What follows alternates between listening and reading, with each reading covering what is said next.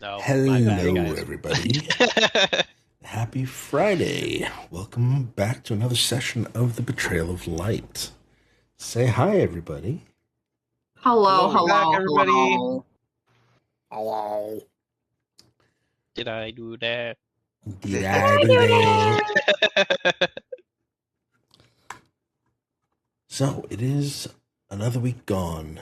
Another week passed. We are at the last day of August, which means, or July, pardon me. So, 1 month until we start the push to see large throbbing wieners. And I missed you in my area. Nope. There's nope. We didn't say that.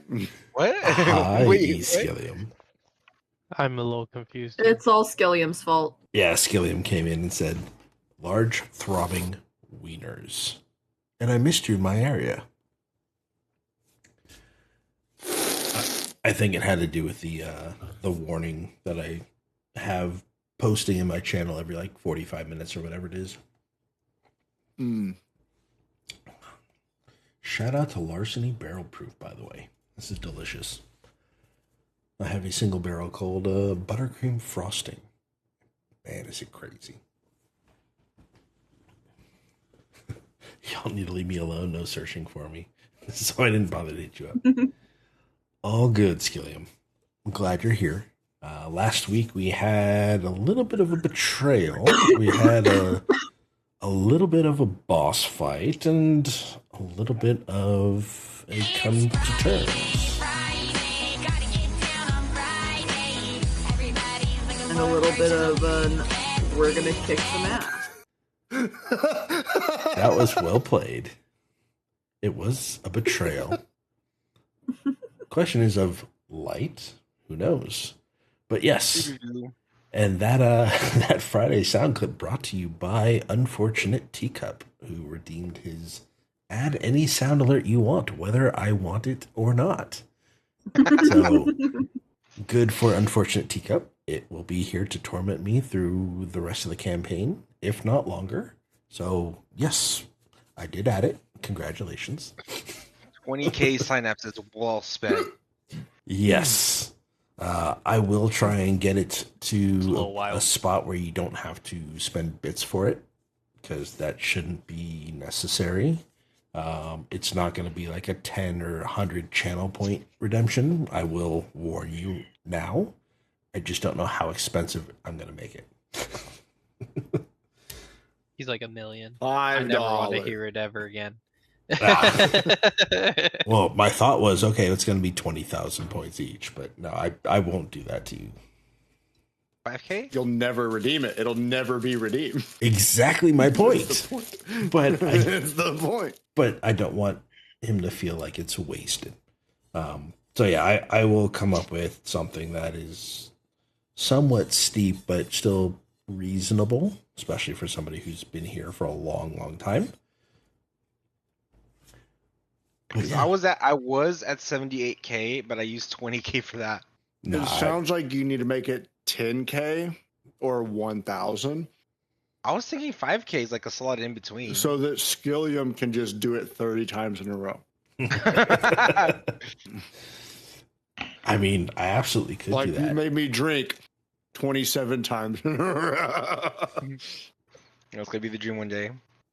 I mean, I could do that, and then everyone's just going to waste all of their points, and then nobody will have any points to spend on it. Then I'll crank it up to 20k. No, I'm not. But you gotta bear with it. Bear with it for 10 minutes. Yeah, I mean, I can do that. A DM screen for Cyborg. Interesting. Should post pictures in the Discord, Skillium. I'd love to see it. Okay, so. Love that sound. So do I. Now let me get the music going. And we can get started. Does anyone want to give a recap of last week's session? You guys can relive the change of heart some of you may have potentially had. And we are going to end right at the end of combat. We're going to retcon just a tad tonight. Not long after we started going through the jungle again, we got attacked a couple times. And then, after fighting some ants and encountering some snake people and some snakes and just a bunch of jungle creatures, we found ourselves at another campsite. Garrock helped us set up camp, and I curled up by the fire. I didn't get to sleep much, and apparently when I did, we awoke to Garrock stealing all of our money. We don't know why he did it. We don't know why he would have done it. So we tried to follow his trail. It didn't seem like he tried to shake us too much. And it wasn't too hard to find him. Eventually, when we caught up, we found him scattering our coin that he stole from us all over the ground. And he claimed to have been hunting something.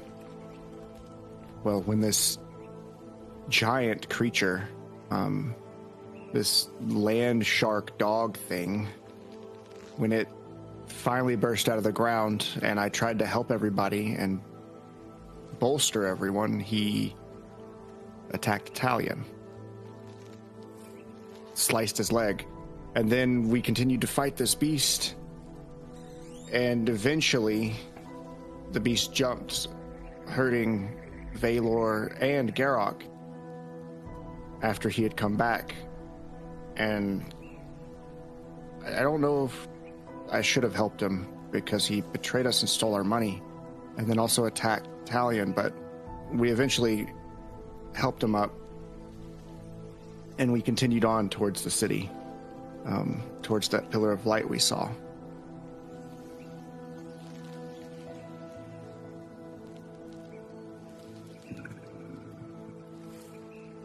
That's what the boulets sound like. Yeah. No, that's kind of where we left off. Yeah, it's a great retelling. Well done.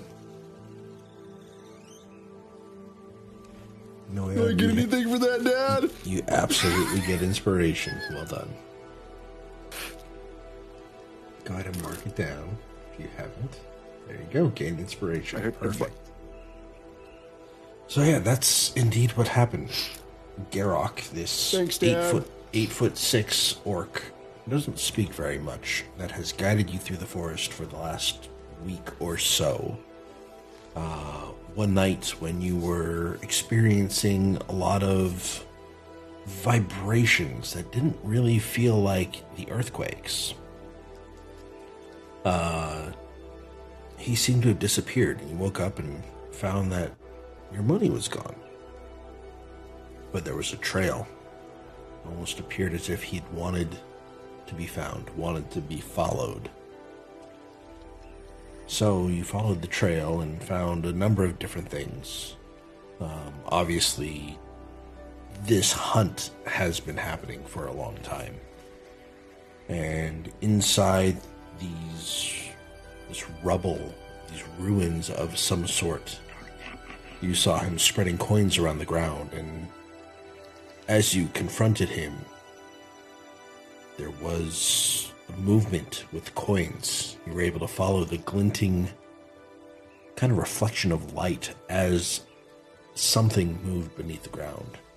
And he did slash Talion's leg and ran off into the forest, only to reappear with his weapons as he was able to attack this land shark. I like that nickname for it. As it leapt out of the ground and went to attack the party. Now, as you recovered from this battle, the creature lay dead. Garrock happens to have a shattered leg, cannot put any weight on it. Dorok thought twice about it, but eventually decided to help Garrock walk. Slung his arm over his shoulder and started helping him, being a crutch that he could lean on, and try and keep weight off of that leg. Now you guys travel for about 2 hours or so, and as the sun starts to set, Garrock kind of motions for you guys to slow down and stop and head off the beaten trail. And you guys find that there's a campsite here. And as the night starts to fall, the sky darkens, the crickets and the birds and the nighttime sounds start to become more and more prevalent. A fire is started, and Garrock sits slumped up against this log to the northwest of the fire. And you guys are able to set up camp. For anybody who watched last week, we are doing a little bit of retcon. Instead of them reaching the city, we are stopping or pausing for one more night of camping before we get to the city.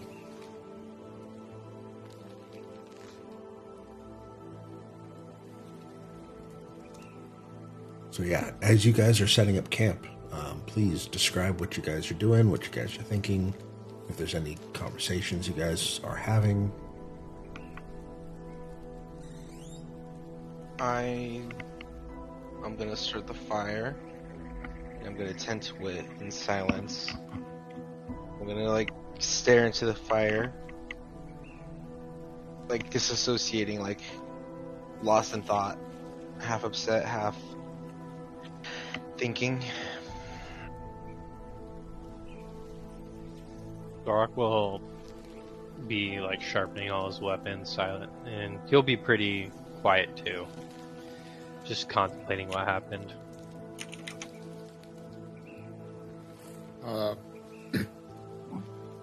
As the fire gets going and everyone is properly spreading out to do their thing, before we have to start watches and actually start sleeping or anything like that, Noyan's gonna pace for a moment, on this side of the fire where he's at now. Okay. And then after maybe about 3 to 5 minutes of just walking back and forth, he's gonna eventually go back over to Garrock and, now that we've stopped moving, take a proper look at his leg, and tighten up the splint. We may have put a proper splint on it for the time being.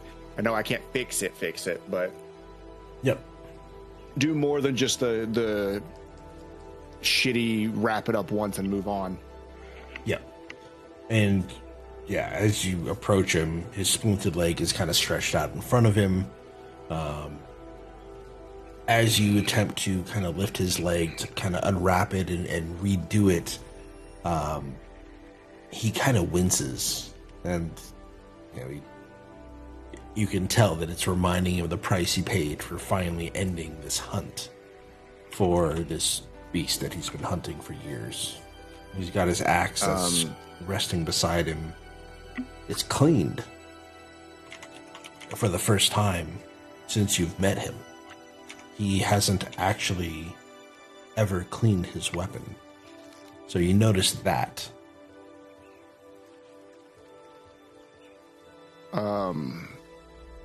When he winces and freezes up and sucks the air through his teeth, Noyan will freeze for a moment, and after about 30 seconds of getting back to wrapping the splint against his leg, it's supposed to hurt when you get hit like that.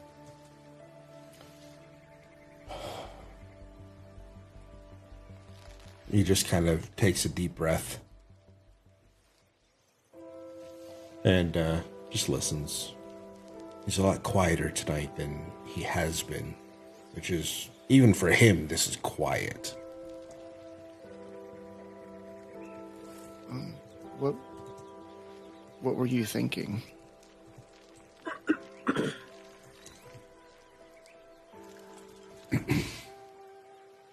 I thought killing would feel different. He's focusing on the flames rather than you as he's talking. For years, every trail I followed ended with its tracks disappearing. Every village I reached was one day too late. Every grave reminded me I hadn't been fast enough. Not about the creature. What were you thinking when you turned and sliced his leg? Why?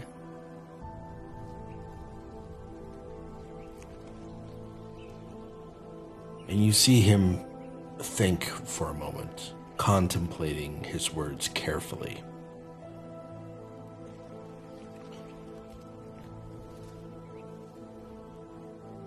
I thought this was my chance.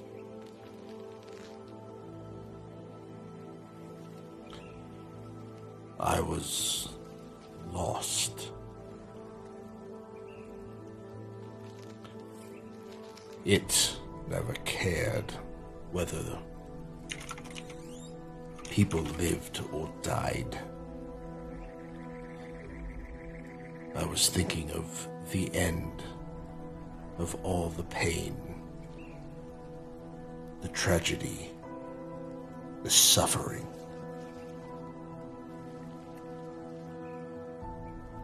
So, while thinking of the end of everyone else's, you decided to make more?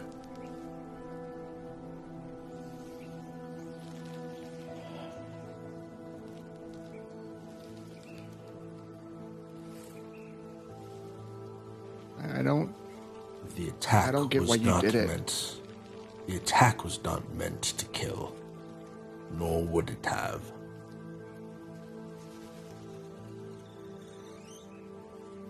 It was Wheeler's more- gonna scoff, shoot Dorak a look, and then walk away. That's fine.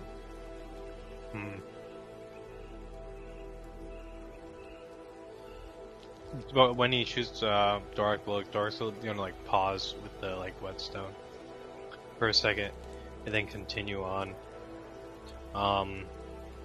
In a natural break of conversation between the two, Dark will go talk to Valor. Okay. Like, get up and like go talk.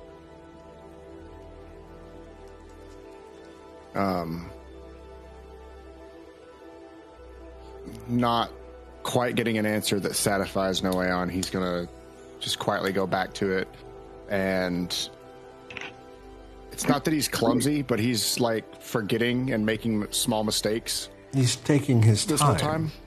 Yeah, he's not Right. being the most efficient. Makes sense. Right. Eventually he'll finish like properly splinting the leg.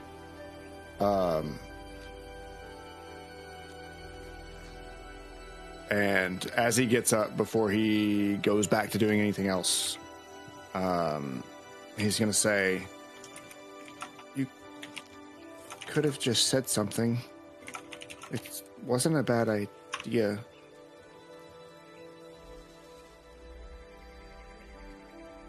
The whole coin thing? It's something learned after several decades. Although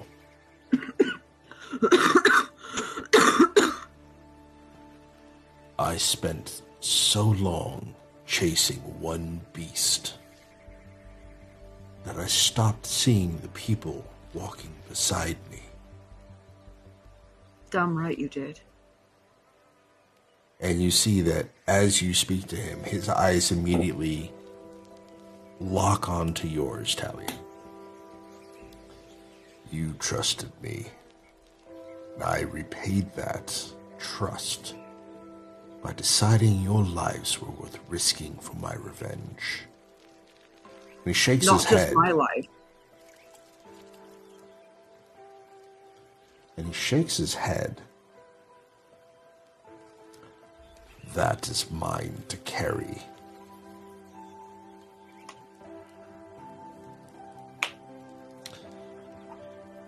And he reaches into his pack and he removes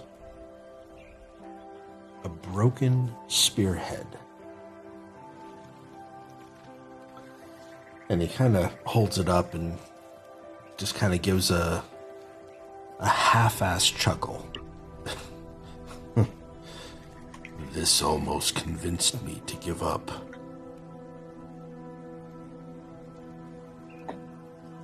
And he kind of sets it down halfway between you guys and him. Maybe it will remind someone else when it's time to stop chasing ghosts.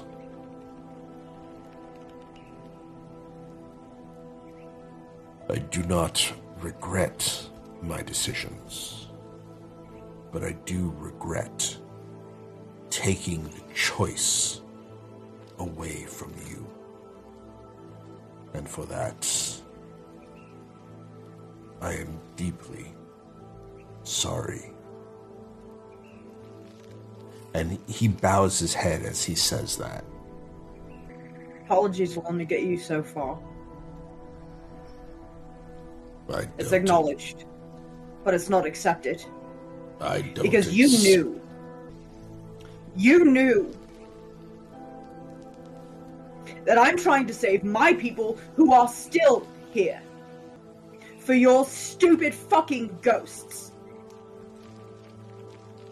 And you put all of us at risk, and you put all of my people at risk for your own selfish bullshit!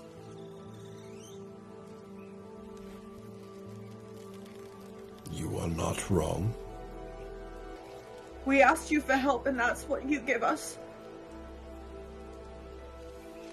Your apology is heard. But forgiveness will not be earned that easily. I don't Not after you almost expect killed my forgiveness. people. I don't expect you to accept my apology, although it is given nonetheless. After a very long silence, Diane kind of just watched between the two of them. Anger on one face and what I would assume is like stoic. It's stoic reflection. It's more reflection. Like, he appears... He understands that he's made a mistake. And his pride is stopping him from fully saying, you know, he is admitting that he is at fault 100%. Right? Yeah. He is absolutely saying, yes, what I did was wrong.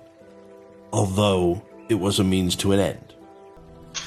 Yeah, Noeon's just going to look between the two of them for a good minute. Kind of taken aback by the shouting that it kind of erupted. And he's going to quietly move off slightly to the side. Whoop, I moved the whole map. Kind of like right here. Keeping an eye on everyone from the middle. But if Dorok and Valor are trying not to be heard, I'm not close enough to hear them. Okay. As they do their conversation. Talion, he continues on, and he's not whispering. He's continuing on at a normal volume. So you can hear this if you are listening, Noam. Yeah. Funny thing is, I thought killing it would make me feel complete. Like my life was accomplished of some sort. Turns out, and he looks down at his basically ruined leg. Now I don't know who I am or why I am still here.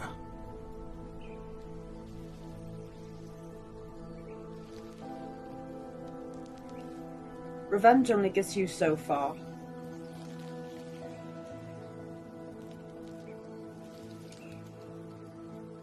I am finding that out. And it pains me to say, I do feel this was not worth devoting that much of my life to it. I was always told when I was younger that revenge and hatred are poison. You can put all of that energy out into the world, but it just festers inside your heart and inside your mind, and it destroys you from the inside out, and it makes you act irrationally, and it makes you do stupid things, and I understand. I will go to any means necessary to save my people. I do understand. But you... I hesitate for a second.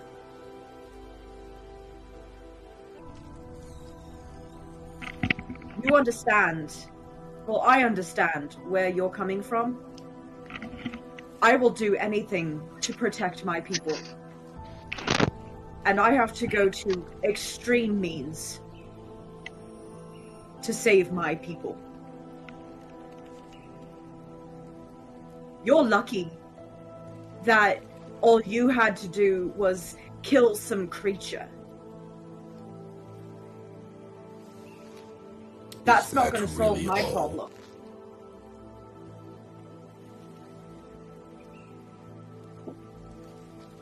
Is that really all I had to do?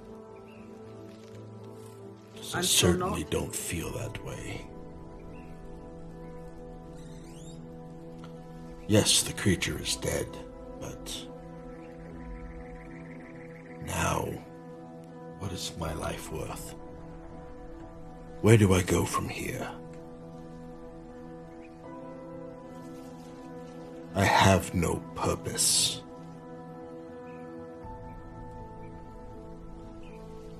Does Dorok hear this at all? Yeah, I'd say you're close enough. You're like 30 feet away, so they're not whispering by any means. Mm-hmm. Okay.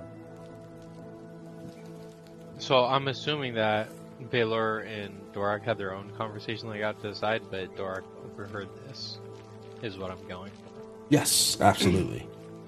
At this, Dorok's gonna like stand up straight and turn around, and he's gonna say, I know how hard it is to lose everything and not know where you stand, but it is the job of those who have strength to protect those who don't. Perhaps this can be your redemption, your calling in life. Look towards those who have no strength and see what you can do for them. It is what I am doing. And he's gonna kind of like glance over to like Kalyan and the rest of the party. I, with my companions, am doing my best to help the people around us.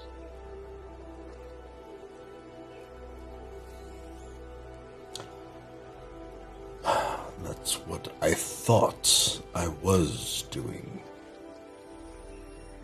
But apparently, following my heart is not conducive to the lives around me. Were you really following your heart? Or were you just following what your mind assumed your heart needed? That is yet to be determined, little one.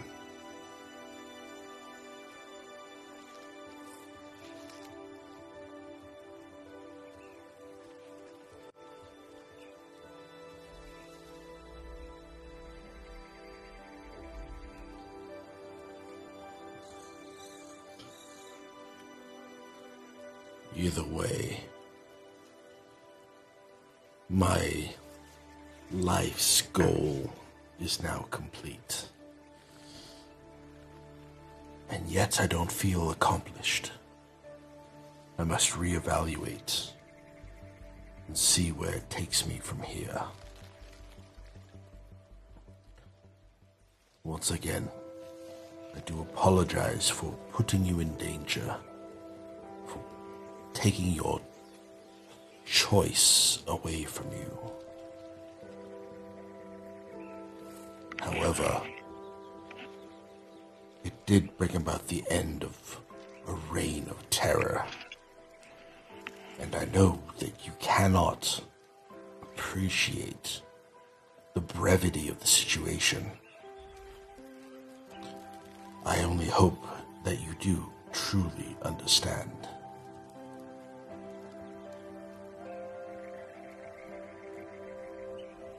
I pray I do one day. When I'm able to save my people. If I can save my people.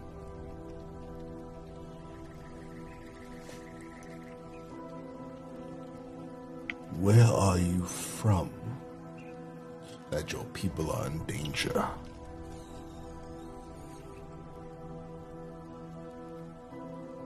And I pause for a moment, hesitating. I look at Noeon and Dorok and Valor before lowering my hood. Do you brush your hair back over your ears, or do you just lower your hood? Both.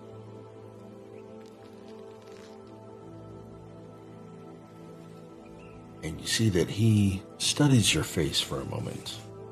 What expression are you wearing currently? Like, how would you describe the emotions that you are displaying right now? Not necessarily what you're feeling, but what are you displaying? My jaw is clenched. My eyes are narrowed and watering. Not necessarily like an angry expression, but a sharp expression, if that makes any sense. Okay. Just tense and... yeah, I guess just tense is the best way to describe it. Okay. So he studies your face for a few seconds. I have heard rumors. Are they true? Are your people a threat? And you can see that he doesn't seem to believe it, but he wants to hear your thoughts on this. My people aren't the threat. There is something or someone that is affecting us, inflicting us with this disease, some sort of fungus that's causing us to go insane. They're saying that there's a remedy, and that's what we're on the hunt for. There is something affecting and afflicting my people that is causing these things to happen. We aren't the threat.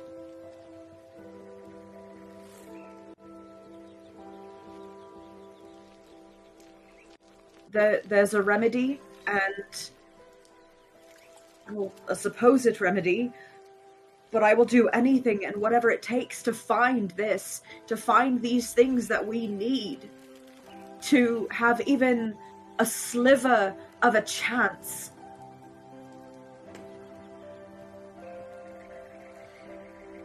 Now you say anything it would take.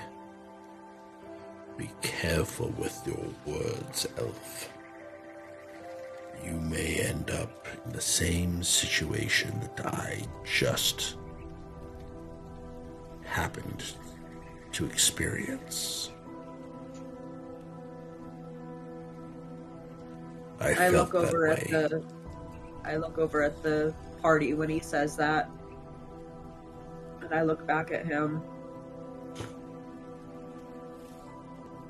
I am willing to die for what I need to do. And I know that if it comes down to it,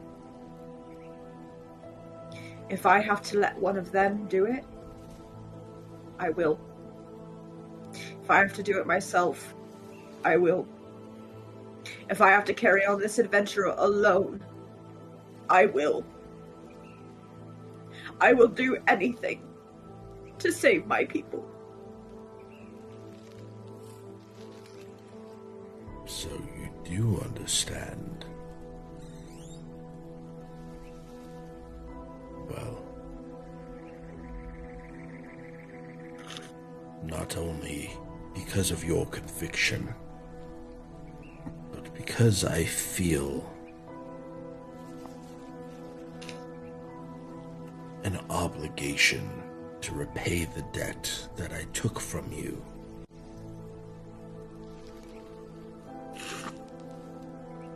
You have given me new purpose in life.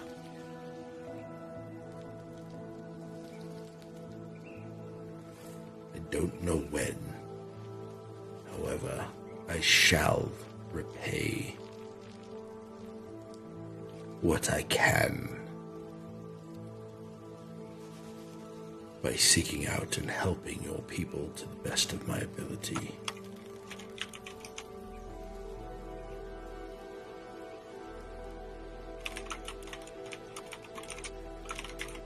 Of that you have my word.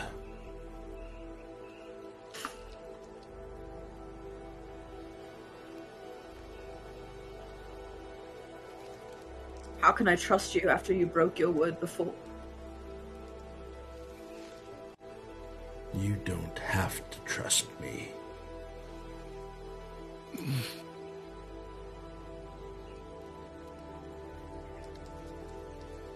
And I know there is nothing I can do or say that will prove what I say is true. So I will let my actions speak for me.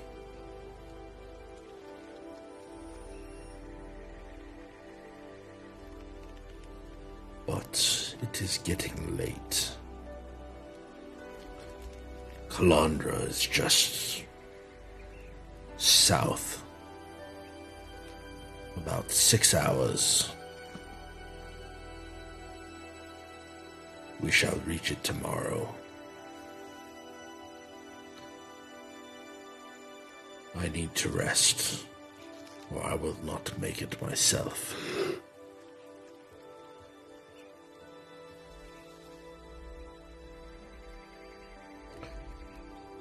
But the path is very clear from this moment forward.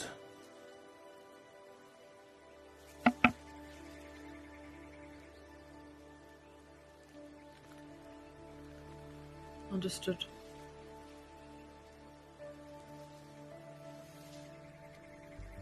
I hope you get to sleep with some peace. And you as well. And then he looks at your leg and notices that it's bandaged up.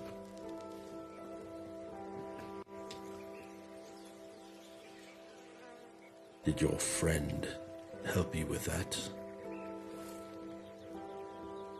No. I bound it myself. I'm used to it. Been on a few adventures before. I make maps, so I travel a lot, and I've hurt myself a few times too many. It is a good skill to have. I applaud your competency. And this is a word that is high above his speech level, that you would not have pegged him for even knowing what competency means.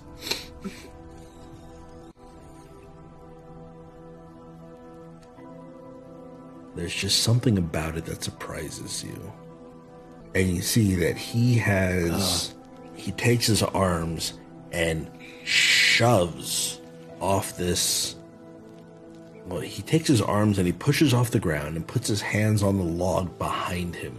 And he shoves off the ground, almost pushing his entire body to a jump. And he lands on his one good leg. And he kind of hobbles around the leg. And he goes into this tent here.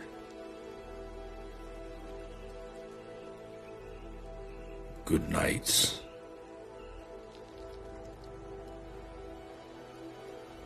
Good night.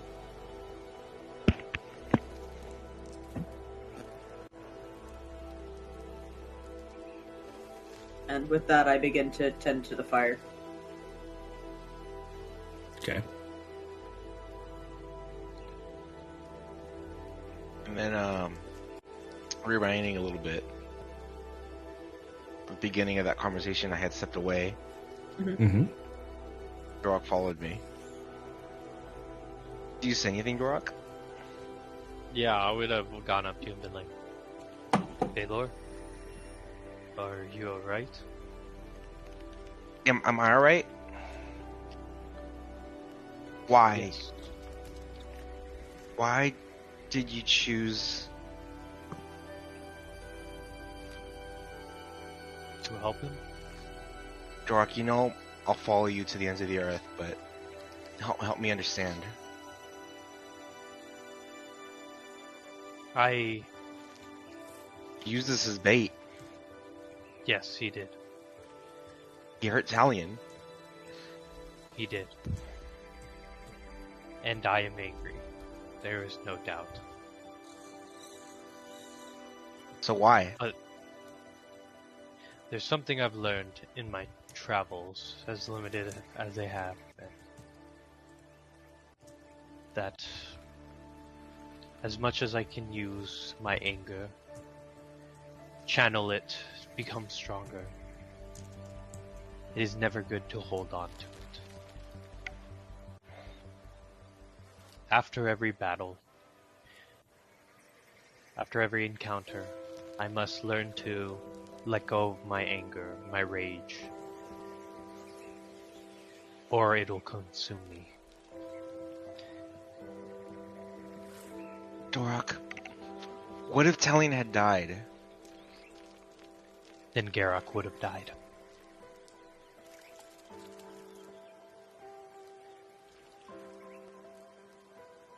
He has much to make up for, and he will make up for it. In him, I sense a kindred spirit to Talion, as crazy as that sounds. I believe he will use what is remaining of his life to join Talion's cause.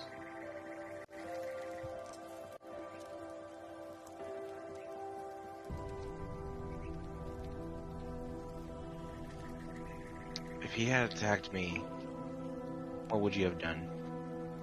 If he had attacked you, there would not have been enough left for his body. And that's my Bury point. him. Dorok, all of us here, we're a team. We're more than a team now. I understand what you're saying. But if I give in to this anger, I know it'll change me.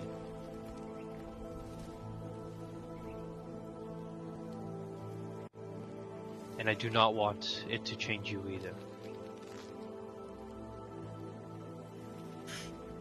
You have to understand something. I was close. So close to killing him.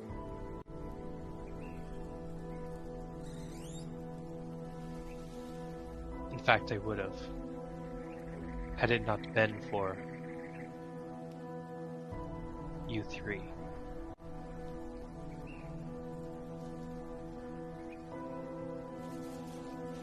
I still want to kill him.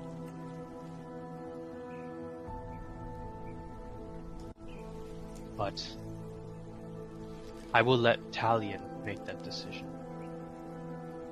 I respect him enough to let him choose what should be done with Gerard.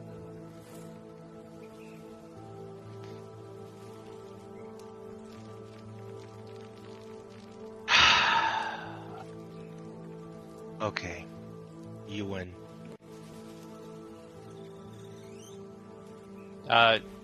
Dork's gonna like smile a little bit at that, but he's gonna wrap his arm around your shoulder. He was gonna crouch down to do it, but he's gonna say, Baylor, there is no winning between the two of us. There's just us helping each other along.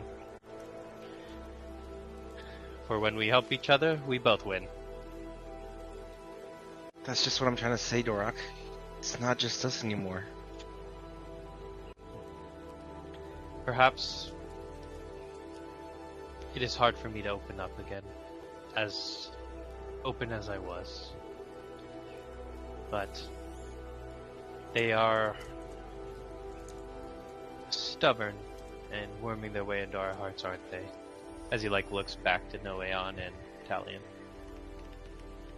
Yeah, they sure are. I'm just glad you didn't say that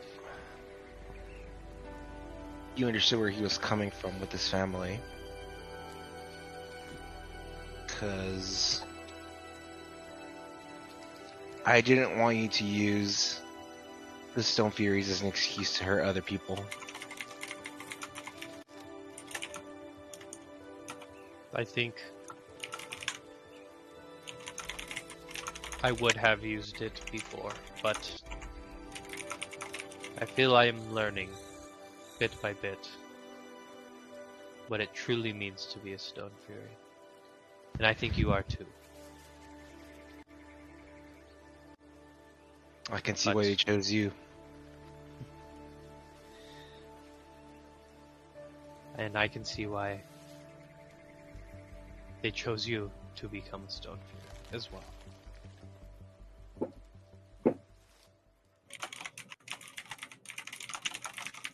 Alright.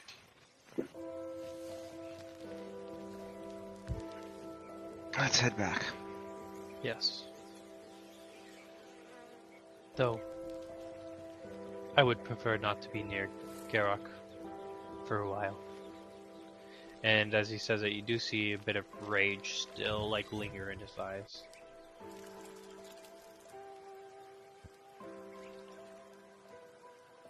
And he's like, and then you can see him like kind of try and control it as much as he can. I think we're all feeling the same way. But I'll stick to what you've decided.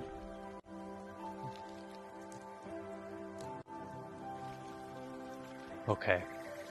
Though, perhaps in the future we should all decide together.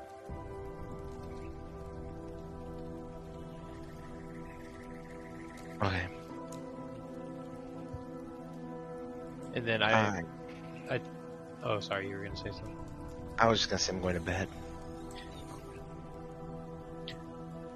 That sounds good. We do need some rest. And I imagine this is when we like rejoin, or this is like at the point where Dorak interrupted. And then their talks continued, and then we ended with Dorak leaving to his tent. Dun dun. Okay. Now, are you guys setting up a watch for tonight? Yeah. I would like to. Okay. Who would like to take which watch? Dark will take last watch. I'll take first watch. Noan's going last with Dorok. Okay. Valor, would you like to take second or third? Yeah, I'll take either of those. Well, your choice. Second watch. Second watch. Okay. Now, Talion, you said you're taking first? Yep. Okay. I'm just going to move you guys to separate tents. Valor, are you and Dorok staying in the same tent or no? Nah. Okay. It's time I grew up. Alright, in that case, don't ask for any more uppies. No, wait. No more uppies. I said grew up, not get taller. Actually, wait, yeah, we can stay in the same tent. No, I'm scared of the dog. It's up to you guys. I mean, there is no consequence one way or the other, at least from me. I was curious, that's all. I'm just joking. Yeah, I mean, if you guys want to be a Bert and Ernie kind of thing from Sesame Street, by all means. I mean, Be right back. no You can judgment. gay couple? No. Okay. We're brothers. Don't make it weird. I'm not making it weird. That's why I was asking. You Okay. brought up Bert and Ernie. Yeah, they're just friends that live in the same apartment. They take baths together. They're roommates. Right. So I'm Talion. gonna climb my way up to this ledge. She's like, oh wait, no, it's Talion's first watch. Never mind. Talion's first watch. Yeah. Talion will wake you up. in a little Typical bit. roomie. Okay. So Talion, you are left alone with your thoughts. How are you preparing, or how do you plan to take this watch? That's a good question because I just sat back down.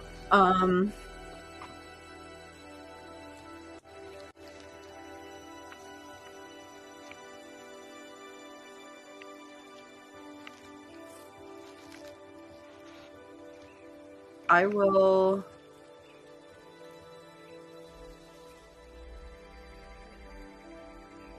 I'll mostly just be walking around the campsite, just like walking in circles, checking around, not venturing too far away. Mostly because I'm just in my head about this whole thing. Going over the conversation in my head and everything, and still quite angry. Which is fair.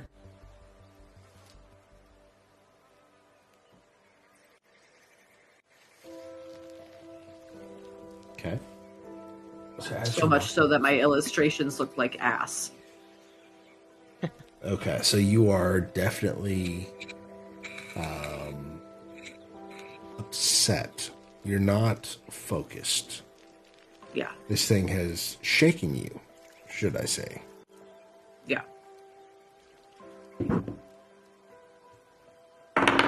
Okay.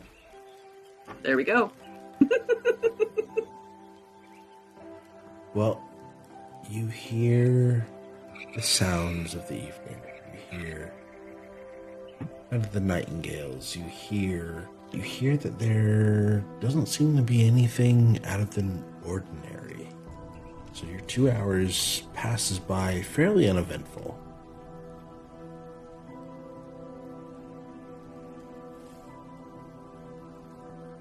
And you kind of see the position of the moon.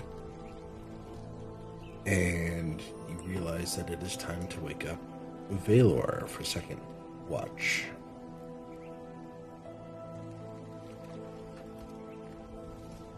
Okay. I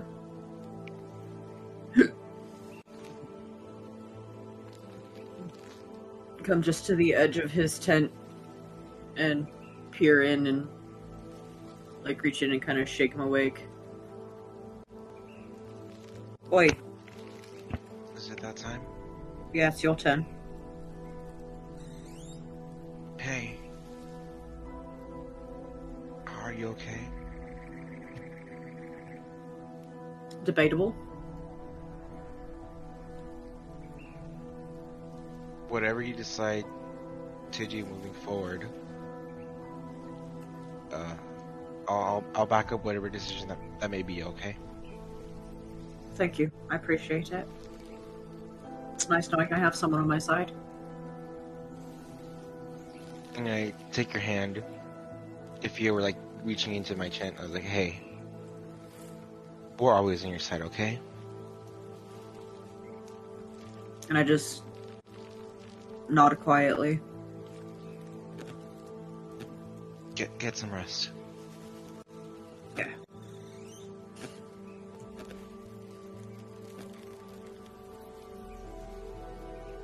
I'm gonna go out and circle the camp a couple bit. Throw a few twigs to the fire, keep it going. Every once in a while, I pause.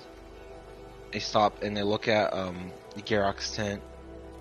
But then I keep going, keep doing my watch. Okay. I practice while I'm watching and walking around with the electric energy in my hands that I felt the other day. Try to like come up with new stuff. Otherwise, I'm gonna keep an eye out. When you say that you're focusing on the tent, do you find you're focusing more so on the tent than you are the watch? No, like I'll do like a circle, right? Like a patrol. Mm-hmm. Like every once in a while, like every 1 or 2 circles, I'll like stop for like 2 or 3 seconds to look at the tent, Okay. thinking, but then I just keep going. Okay.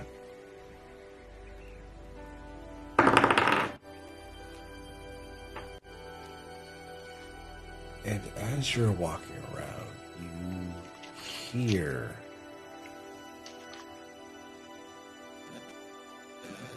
just the birds, the crickets, the peacefulness of nature. You don't hear anything like you did last night. You don't hear that vibrating ground noise. You don't feel tense anxiousness like you did last night. Tonight sounds a little more peaceful than it did. And you look up at the stars and at the moon. And the moon reaches basically directly above the camp. It's midnight at this point. And your watch has ended. But Dorak and Oeon both chose to take a watch starting 2 hours later. Do you wake them up early, or do you just go to bed? Or wake up Garrock for sure. Or wake up Garrock? Yeah, I'll go to Garrock, wake him up. Okay. So you go into his tent, and you see that he is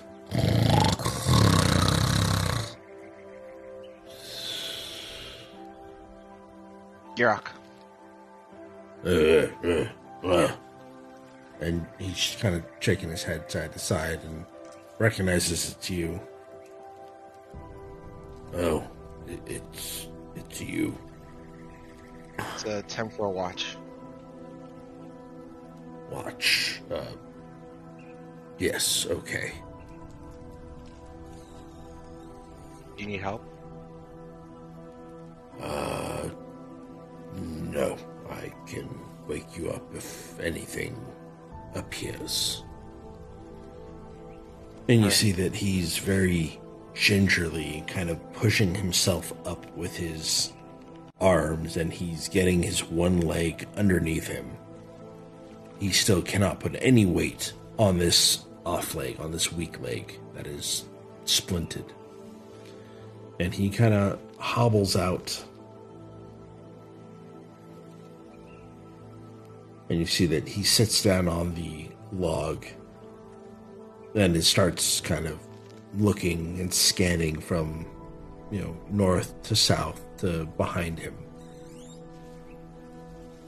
Was there anything unusual? Nothing to report. Just lots of birds. All right. You, Back to bed. you get some sleep. Will do. As much as I would be nervous about it, ain't no way he steals our money and runs off again with a fucked up leg. Ain't no way he steals our money and runs off again. I mean, you wouldn't have reason to anymore. Natural 20. Oh, we're broke again. Dude, that would suck. We'd have to put into a plan what Italian suggested for money. I didn't suggest it. Tube suggested it. Oh, that's true. It was too big.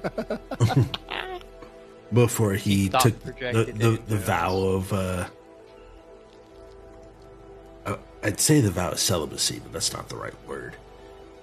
Before he took the vow to help the watchtower, the Grand Observatory.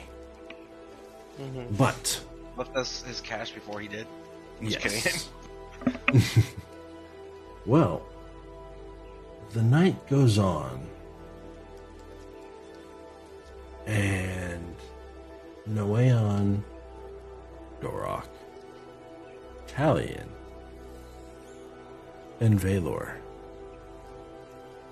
you guys all awake to the birds chirping. Yep.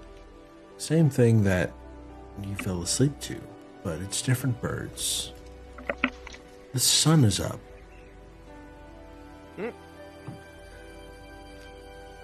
What happened to my watch? What watch? You woke up and the sun's up. It's like No, 9 that's o'clock. not good. It's like 9 He o'clock in the come- morning. He can come and fucking wake us up. Oh, fuck. You rolled the dice and hit a nat 20, and he's like, well, now I have to take the money. Well, you guys, I assume you guys check your coin purses, yeah? Yes. Everything is still there. Nothing has been disturbed. Wait, did we divvy up the money from last time? Not yet. I I'm don't sure think we so. just each gathered coins. Yeah, there was 120 gold pieces. Because I got Scattered back half throughout of my money last time.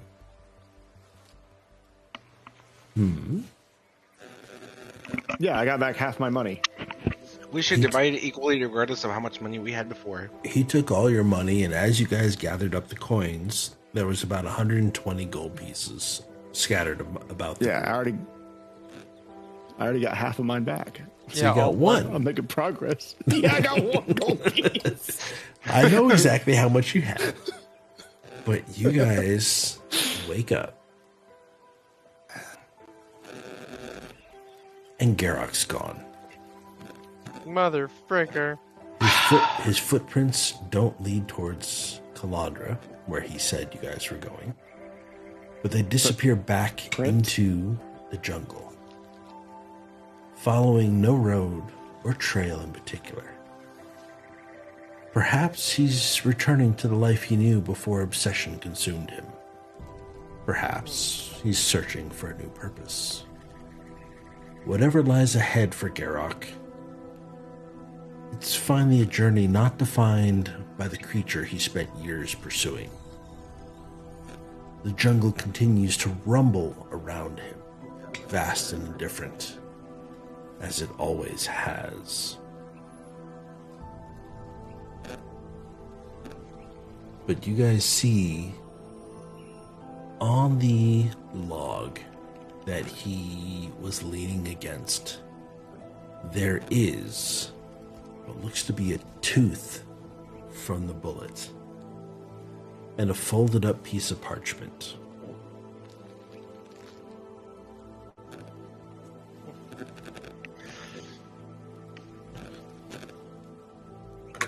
Is it written in Orcish again? It is written in common, but is everybody...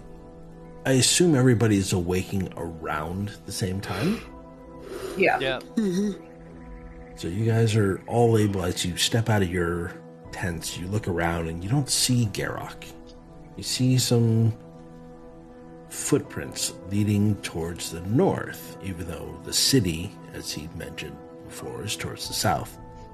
But right where he was leaning against, you see a giant tooth of some sort and a folded up piece of parchment. Now, whoever... I immediately go over and... You see that this is a note that is a paragraph, which is more than he normally would speak. But Talion, you can read this, and I don't know if you want to read this aloud or if you just want to read it by yourself. To myself first. Okay. Well, then I will read it in his voice, and then you can determine who you want to, or what you want to say to the rest of the party. So I'm going to drag you down to the void. We will be right back, all.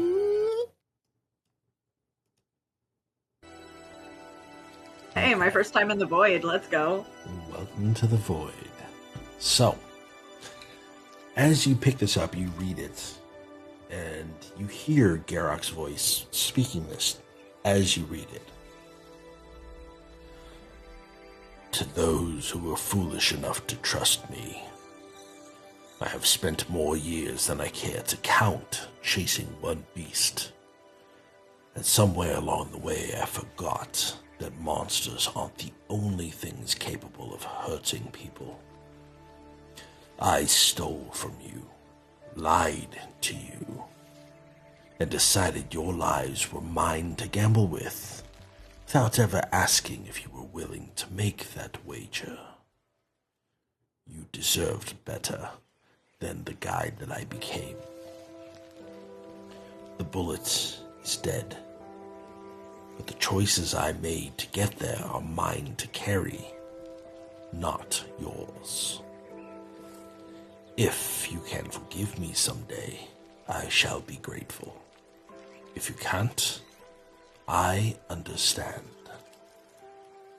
You gave me something I thought I'd lost long ago.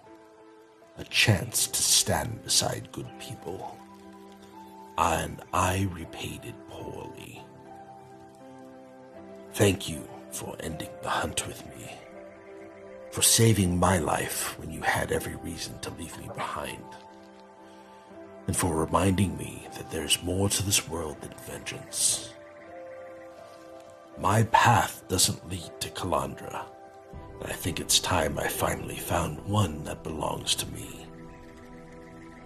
May your roads be safer than the ones I led you down, and may we meet again under better circumstances. Garrock.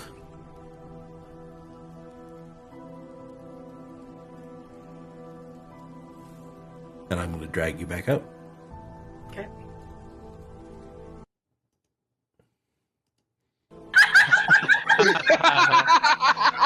That's the one thing to come back to.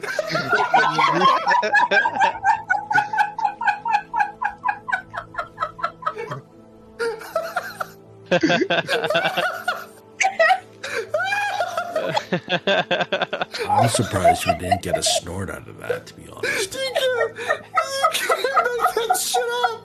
That was insane. You cannot make up that timing. Should be bouncing. None of the fuck.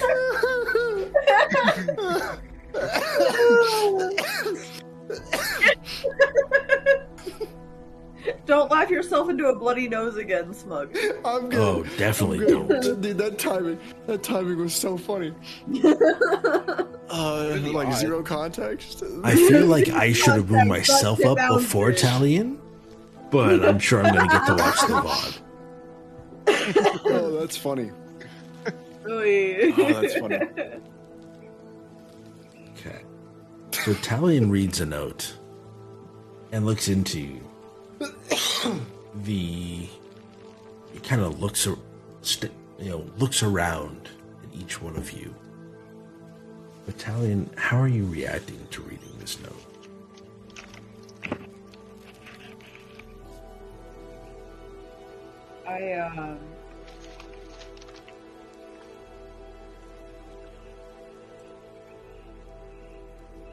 obviously, because it's me, both in character and in game, I start tearing up.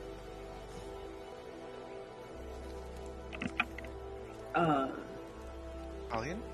And I read it again to myself. And I sit down on the log next to the tooth and hold my hand out with the letter in it towards Valor.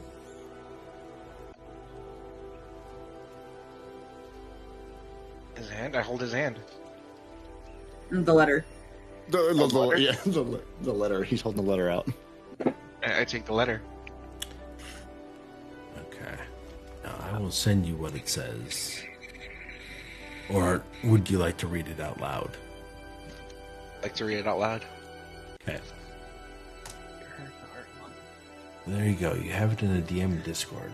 Or I can read it in Garrock's voice. Oh shit. Okay.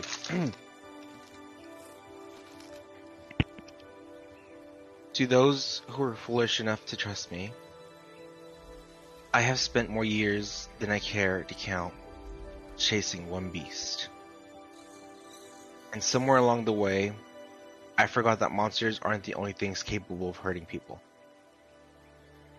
I stole from you, lied to you, and decided your lives were mine to gamble without ever asking if you were willing to make that wager.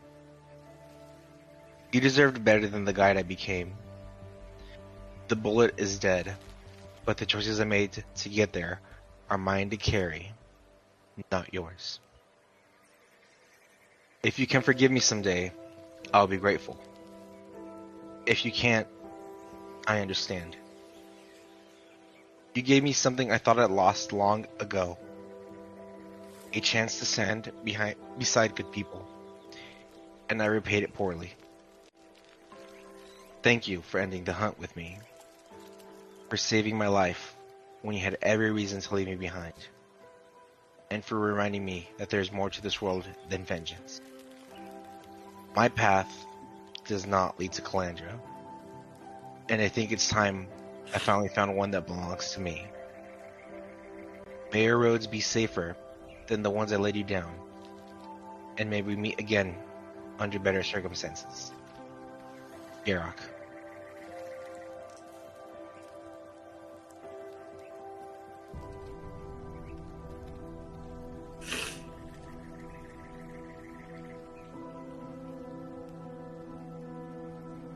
Oh.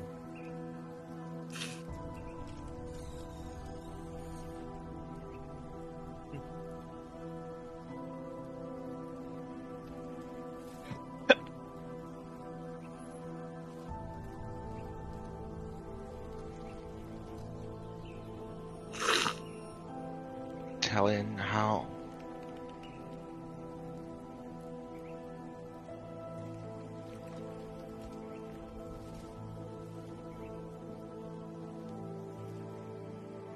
I don't say anything. I just put my shoulder on Talion's. My hand on Talion's shoulder.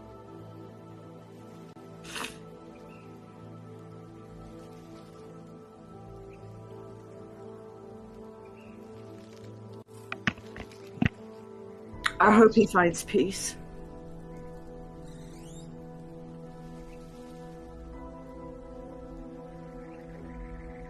So he's just gone too?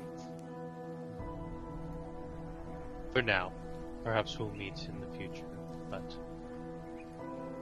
Talion, you are a good friend. And a good person.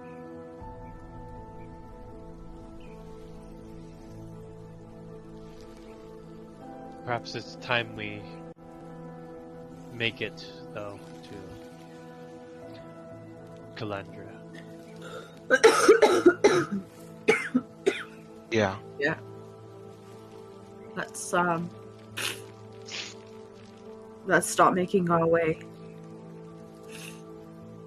And I look towards No Way On and tilt my head. Are you coming? Mm-hmm.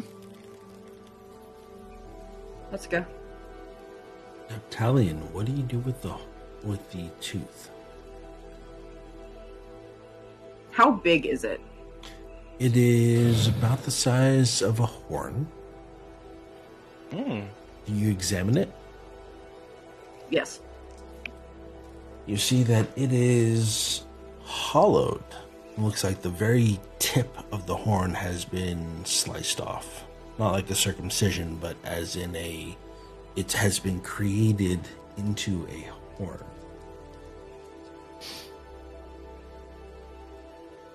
Like a blowing horn? Like a sound horn? Yes.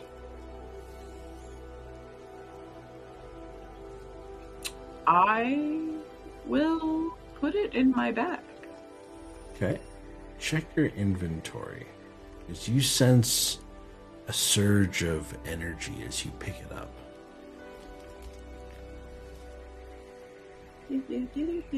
Hold on.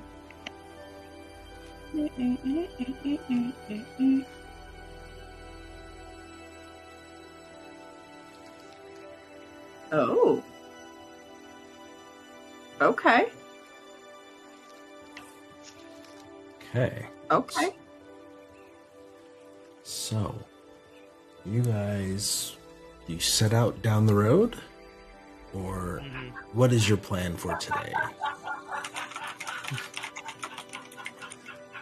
I hear a rancid pixie in the background.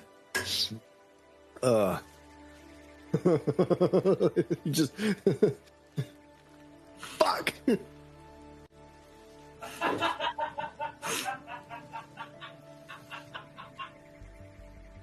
That's wild.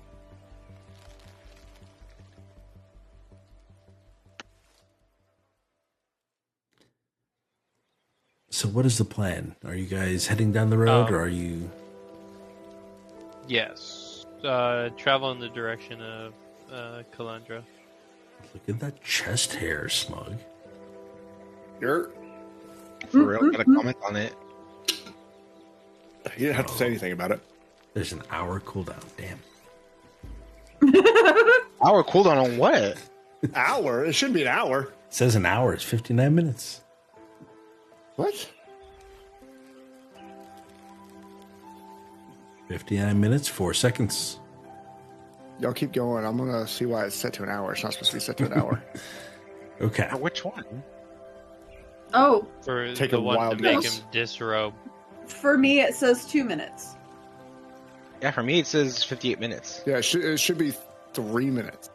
Yeah, mine says 2 minutes 33 seconds. Nani? So y'all are. It's busted. You broke it, Smug. All right. So you guys head down the road leading towards a large beacon of light that is over the hill. The path that Garrock told you to travel down kind of leads up a little bit, just to the point where it's just high enough that you can't quite see over the hill. But as you crest the final hill, you don't immediately see buildings, but you see light. The river is more like a strait, and it glows with soft ribbons of pale blue and violet, kind of as though moonlight has dissolved into the current itself. And kind of suspended above the water, there's delicate bridges of this translucent crystal that is not the same as a Leona, where it kind of had that bifrost quality, but this is more of like a thin, transparent, almost like you're walking on the edge of a piece of glass. It's very, very thin. But beyond those crystal bridges rises Kalandra. And let me show you guys what that looks like, if you don't already have it.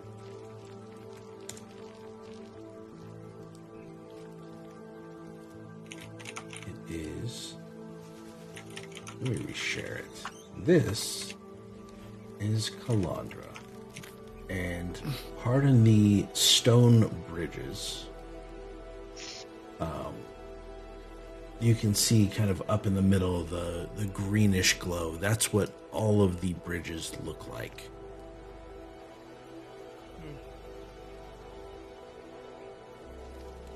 So you see that there's the towers here are not built to dominate the skyline, but they kind of align with it. The towers seem to align with the mountains behind and the trees behind that you can see. There's some crystal spires that kind of lean at specific angles towards one another, and they're connected by floating walkways. There's rotating rings that are slowly pivoting around through the air. And every few minutes, as you are walking, you'll notice that there's faint pulses of light that are traveling between the towers, kind of like thoughts passing from one mind to another. You don't hear very much noise as you approach.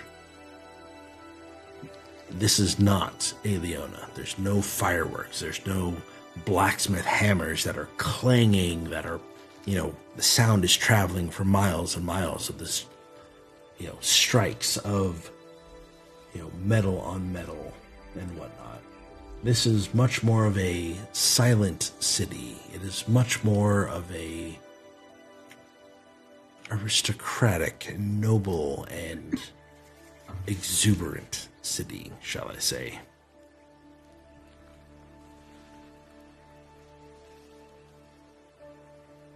But what are you guys feeling when you see this beacon of light that seems to be shining up into the sky? Well, this looks interesting. I wonder what that's about.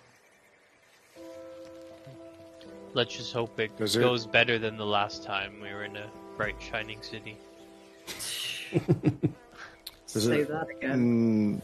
Mindz, does it remind me of anything? No, because there's no Aurora Borealis. There's no... Right. You don't have any connection with this city like you did Aliona. It's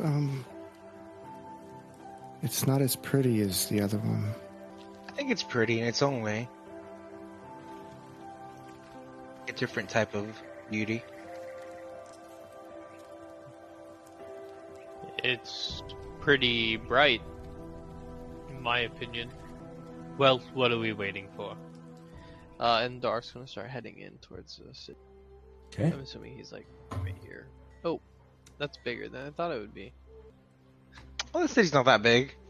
So as you guys step onto the bridge, you guys are approached by this blue-skinned, bald-headed person in a robe. Juve? Not quite. He is bald. And he walks up to you, and he's got one hand just kind of hanging limply to his left side, and his right hand is kind of up in the air as if he's expressing a question. He goes, "Yes, what question brought you here?" And he's looking directly at you, Valor, because you're the first one on the bridge. What question brought us here? Yes, what question brought you here? Question, huh? Shoot.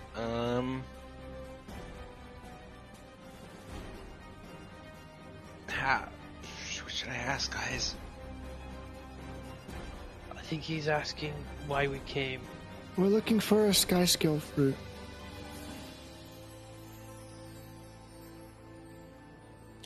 That is not a question. Can you find me a Skyscale fruit? That is a question. Dark's just gonna shrug. But okay. Oh, I get it. It's Jeopardy. You have to say your answer in the form of a question.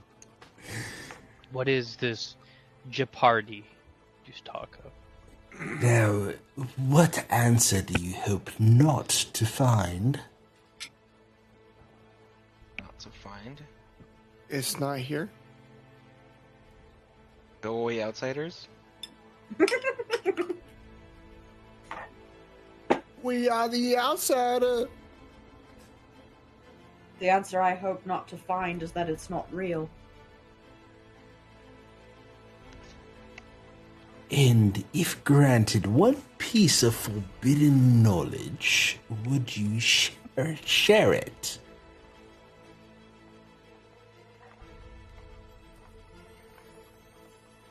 The truth behind the El's affliction.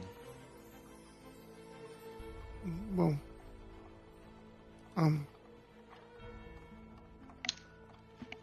mean, if someone asked, yeah. And you see this thing, this person is studying you all. Acceptable. And you see that the bridge between where you're at and the start of the city actually brightens. And he steps aside and kind of motions for you to cross. Oh, sweet. That Thank you. was odd.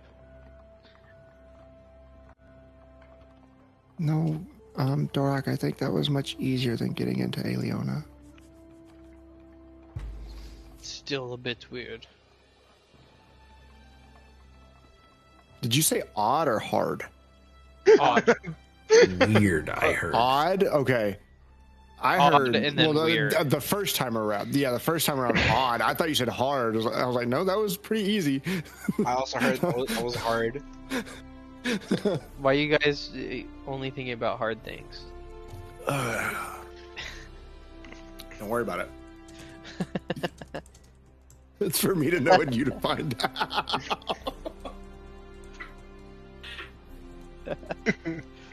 That's okay. Okay. Is that a threat or a promise? God damn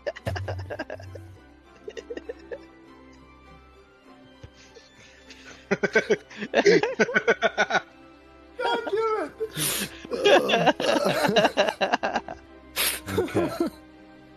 So you guys are able to... We're 2 seconds in the city. We're 2 seconds in the city. Come on, guys. Lock it! Lock it! Okay, so you guys are able to make it onto the island that is the actual city. And there are bridges all over the place. Excuse me. Now, Kalandra rises from the heart of this colossal river, which is really a strait. It's appearing less of a city and more of an arcane beacon. You'll see that there is a large light, a beam of light that is firing up into the sky. And there's spires of crystalline stone and towers that are reaching skyward, but they're angled at very specific angles. You'll see there's bridges of translucent crystal that span the waters, kind of shimmering in the light. And you'll see that there are a lot of these bald-headed, blue-skinned creatures cloaked in robes, stitched with runes or sigils of some sort. And the very river that you cross multiple times, walking from area to area of the city, glows faintly from some sort of something that happens to be in the waters beneath it.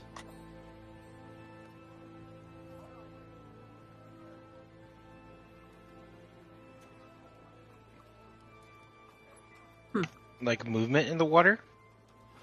No, like a magical energy of some sort, but it's not like anything you have ever seen or experienced, Valor.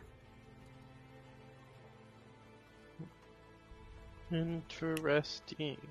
Is the blue guy like in front of us walking with us? No, or- he's staying on the bridge. So you guys walk past the... You walk past this person and you make it into this main plaza on the opposite side of the bridge.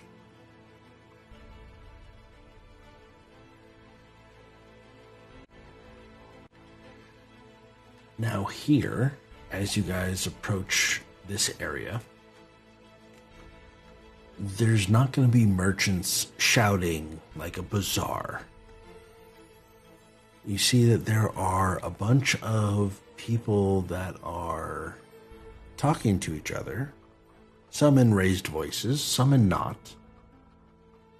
But you'll notice that there is a fountain that is ahead of you. The fountain is actually floating in midair, and it's upside down. The water is falling upwards into the fountain. You see that there are children that are running through the water, falling upwards, and nobody seems to react, as if there's nothing crazy about it. You guys also Is there see... anything else? Yes. Continue. You're still explaining, so. Yes. Around you, you see a bunch of glowing symbols, numbers, symbols that aren't... They don't look like runes, but they look like numbers and some sort of other symbols of sorts that are floating through the air like ribbons, glowing in the middle of in the air.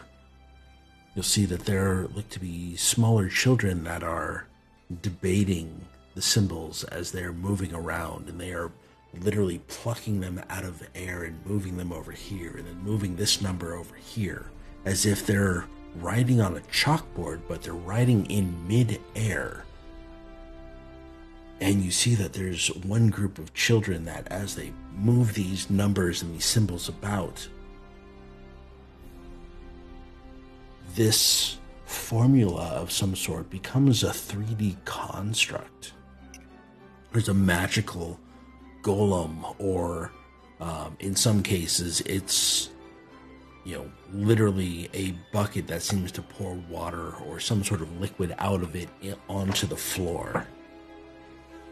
You'll notice that there's an artist carving a marble statue that is 20 feet across, but it floats above the ground. It's not stuck on the ground of some sorts.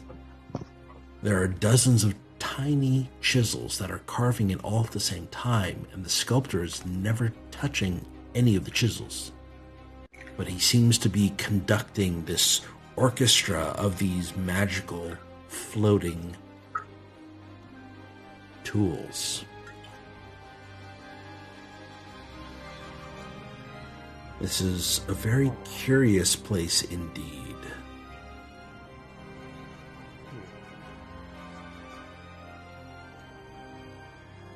Amazing. Is this Hogwarts? Not quite.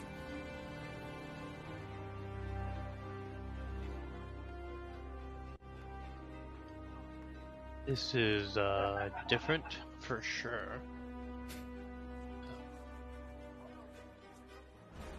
I want to draw the fountain. Okay, so you stop and quickly sketch the fountain, or are you taking the full amount of time to draw it to the best of your ability?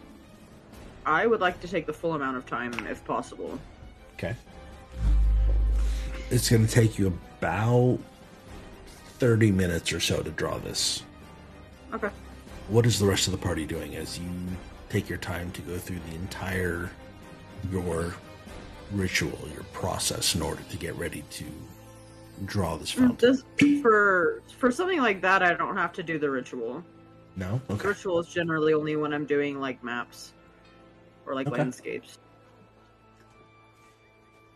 It's a quick doodle. I would say Dark's looking for fruit stands to see if anyone's selling a Skyscale fruit. Okay. Okay. Oh, that is a great idea, though, Rock. That is a great idea. Very smart. You never know. You never know. So we have a drawing. We have looking for a fruit Easiest mission stand. ever. What about Valor and Noeon? I want to ask around to see if there's an archive. Okay. Library. Noeon is trailing behind Dorok, I think. Okay. Well, Valor, as you are walking around looking for somebody to ask, you see that all the kids that seem to be hot in a debate, the smaller folk, they don't seem to pay attention to you as you walk up and you try to get their attention. You do notice that there's a bunch of buildings, and you're able to go into or enter any of these buildings. But the people that are in debate they're not paying any attention aside from trying to get their message across to the person that they are debating with. There seems to be several, I don't want to say heated debates, but they definitely are focused on proving oneself correct.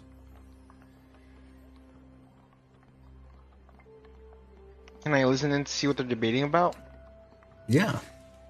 You'll notice that one of them in particular is debating the fact that Aether is not a living thing. It is just science, and it happens to be a resource that can be used. And the other child is debating that, no, it's a living resource. You can tap into it and you can control it, like some of the other plebs can control the weave and create magic. Is ether similar to the wave? I say out loud. And they stop momentarily, and they both turn to look at you, and they hold a serious gaze as they're studying what you look like. And they both burst into laughter. Aether like the weave. Oh, yeah, that's a good one. But no, Aether really is a living thing. No, it's not. Somebody can manipulate it like the weave. It has to do with this. And they go back to arguing their own points. Basically just laughed at me and ignored me. Got it. Yes, I sir. keep moving on. Okay.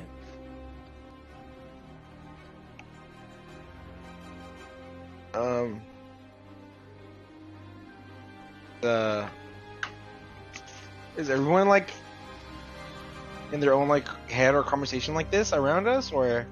So far, everybody that you guys have come across seems to be that way. At least those that are standing in this kind of plaza. You see that there are a number of buildings that the doors are closed to. You're more than welcome to examine or go into any of the buildings, or you can continue on. Are there any like signs on the buildings, or like do they seem like people's homes? You can hear, like, none of these look like homes in particular, but you can hear that there is some sort of noise kind of coming from here. It sounds like a resonance, like a whoop, whoop, whoop, whoop kind of noise coming from this building. And it sounds like it's a frequency, like a harmonic something or other. The door open? The door is open. Walk in. Okay. Hello? Now imagine a concert hall mixed with a physics laboratory. You see that there are hundreds of suspended crystal rods that seem to be emanating sound from all around you. And you notice that as this whoa, whoa, whoa, whoa, whoa, whoa, whoa, whoa, whoa, it changes as you walk inside the building. Is there anyone else in here? There is somebody in there, and it's the same type of creature, blue-skinned, bald head. This one has a long, kind of scraggly beard, and he's kind of hunched over. He seems to be fairly old, or an elder in this race of some sort. And he, this creature kind of, he waves his arms, and all of a sudden the sound quiets. Whoa, whoa, whoa, whoa. And this... Hi there. And he kind of... He not hobbles, but he kind of walks over to you in a slow but hunched over fashion. He goes, "Where exactly have you been?" What? Where have you been? I guess my home? I'm from, on Cinder Spire. What's the name of the mountain I lived on? You lived down in the Jaws. In the jaws. I'm from the Southern Jaws. The Jaws is in the southern continent. Yes? Mm-hmm.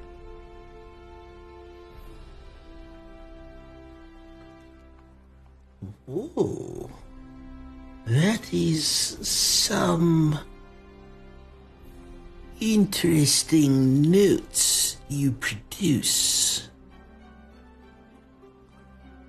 Notes? What do you mean? Did you not hear the sound change as you walked through my doors? I did. What is that sound? What is that noise? That is the resonance of aether. Sense of ether? I heard some kids talking about ether outside. What is ether? Oh, the aether is the energy of the planet. You see, aether makes up all around us and us ourselves.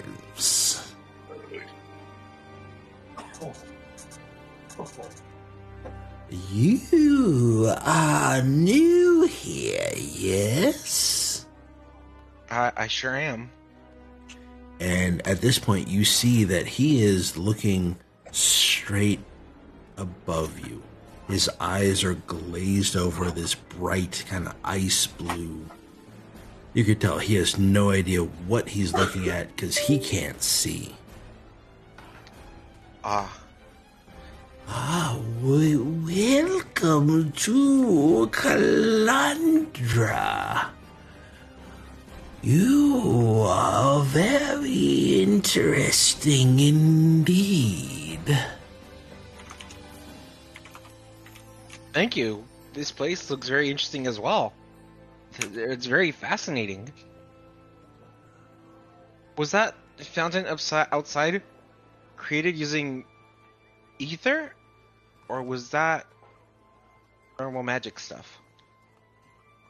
Created? No, no, my dear child. The fountain outside has been created since before we Vedalken have arrived. Vidalkin? Yes, we Vidalken.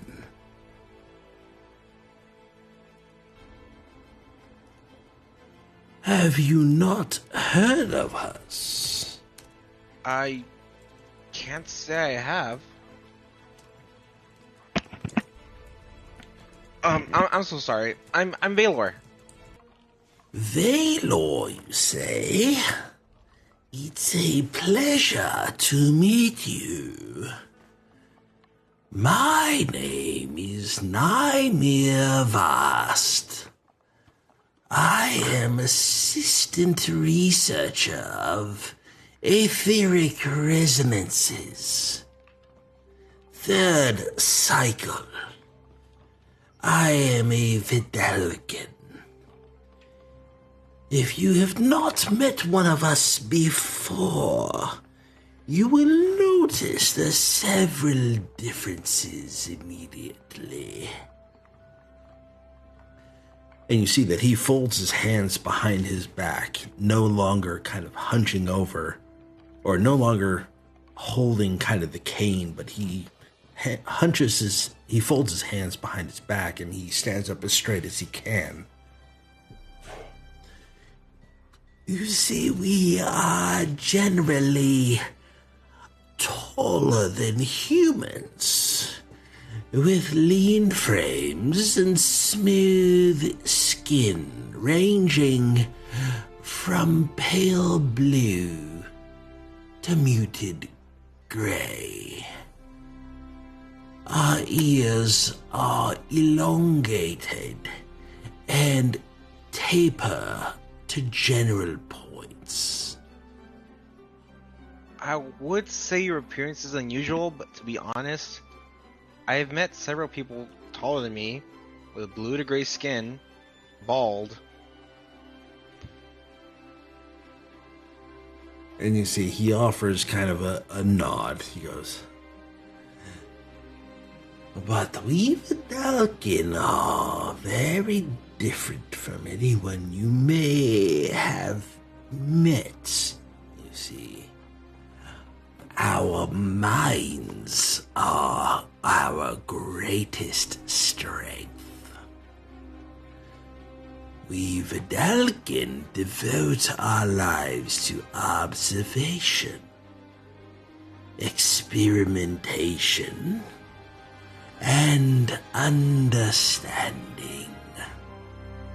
We are taught from childhood that conclusions reached without sufficient evidence are simply another form of ignorance. Well, this is like an island of philosophers. Consequently, we often appear detached or over-analytical. This is not a lack of emotion, however, merely a preference that reason guides action rather than impulse. So they're like blue Vulcan. Pretty much, yeah. You may also discover that we ask an uncomfortable number of questions.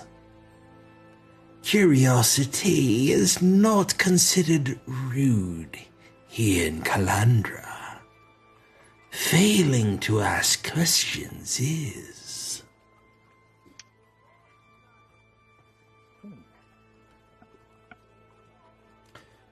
So with that, may I ask, what do you seek here in Kalandra? We're seeking the, shoot. You go again. Right. We're seeking something called a Skyscale fruit?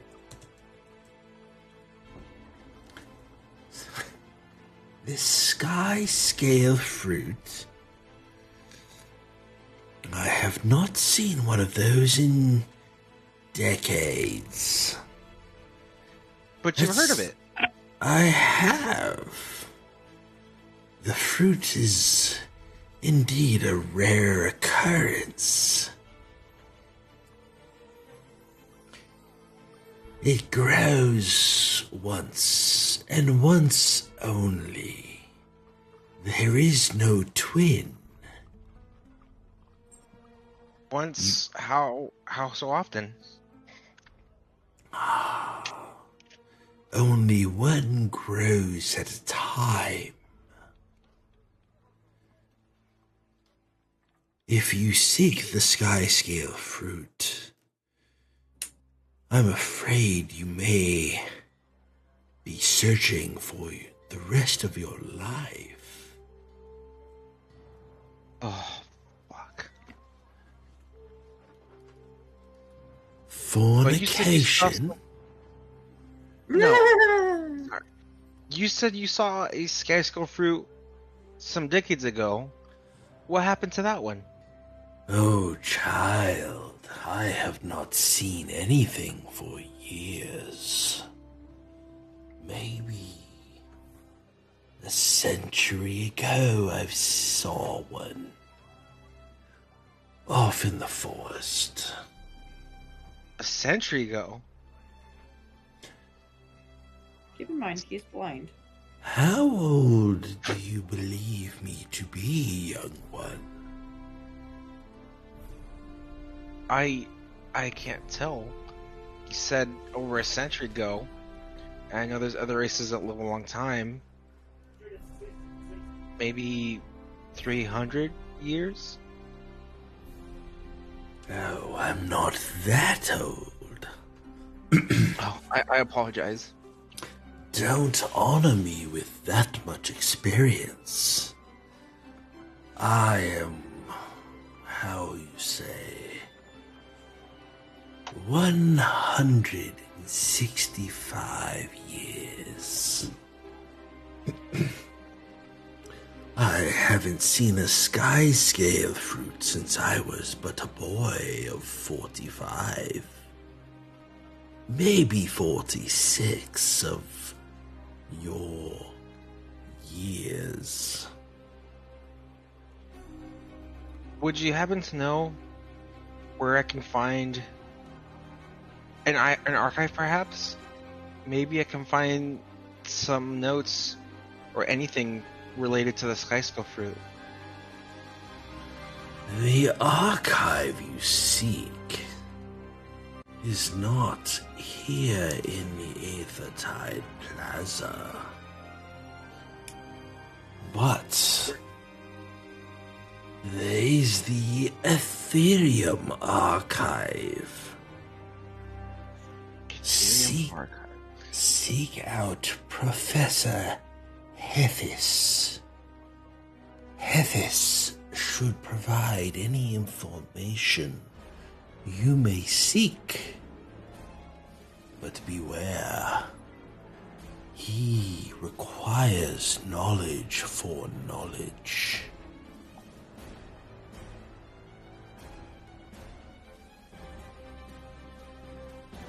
You must prove that you are worthy of the information he gives you. So be prepared to stump him with a question.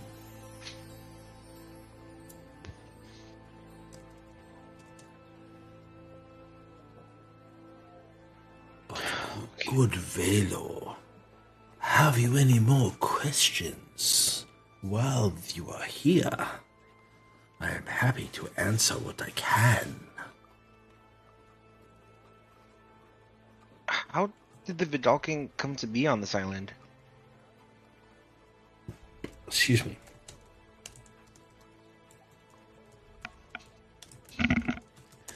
Okay.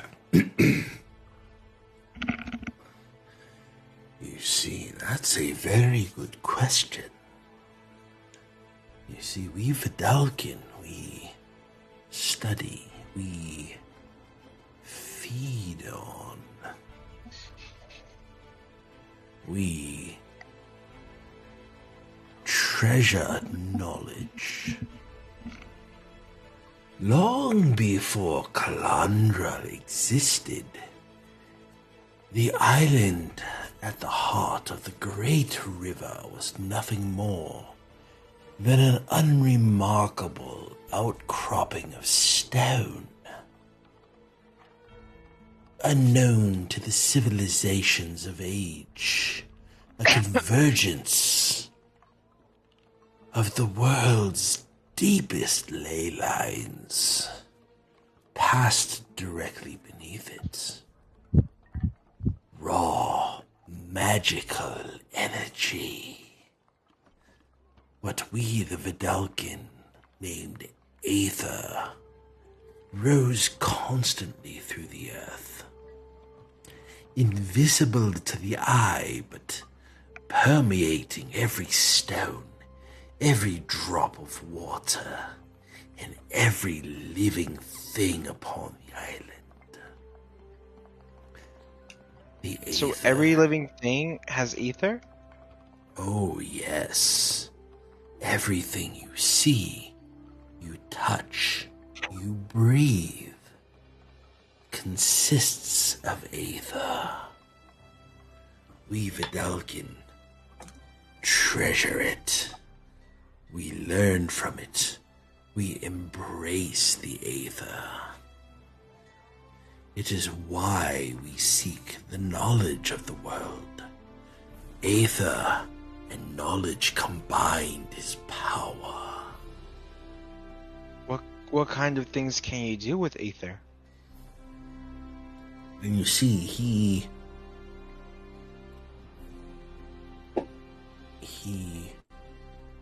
waves his hand in a number of different patterns and creates kind of these signs.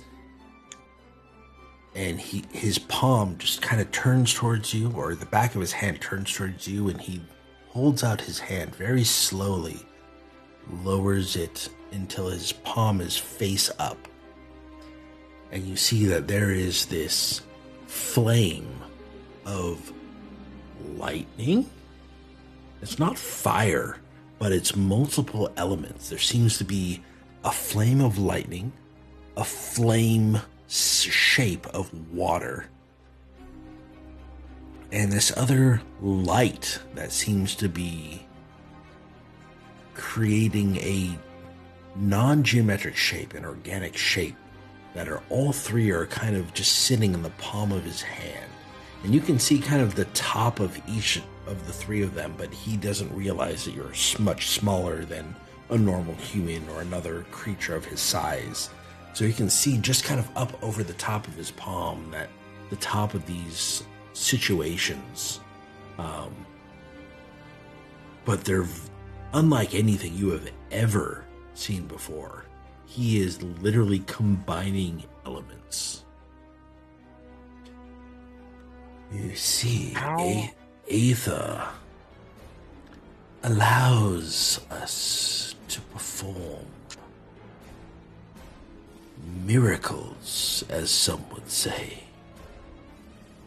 We use the power of the planets.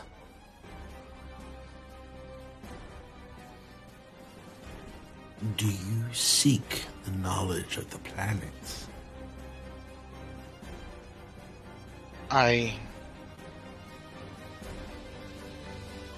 do. Well then, you must speak with Professor Hethys. I'm sure he has several gifts to impart upon another scholar of the world. Sir Hethys. And you said we could find him at the Ethereum archive? Professor Hethys, yes, the Ethereum archive. Where is that? Find the tallest spire. It is built on the epicenter of the ley line.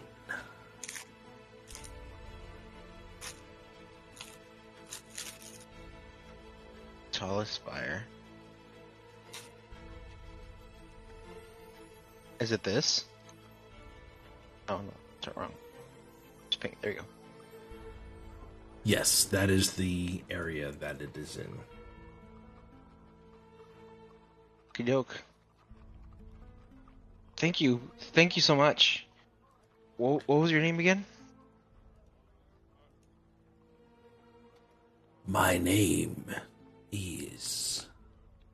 I'm trying to remember what I said for him. Excuse me.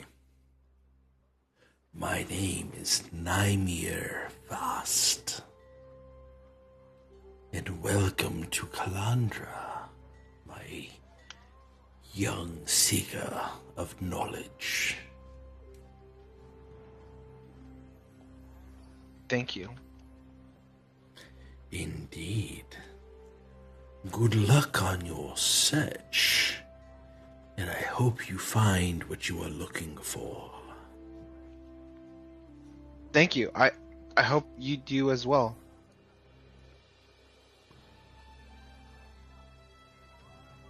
I head out. All right. Now, in the meantime, what are the rest of you guys doing? Because Valor seems to have gone off on his own. Dark's gonna look for a fruit stand. He's gonna what? Look for a fruit stand. See if Fruit he can stand. buy the Skyscope. Yeah, see if he can buy it. Okay.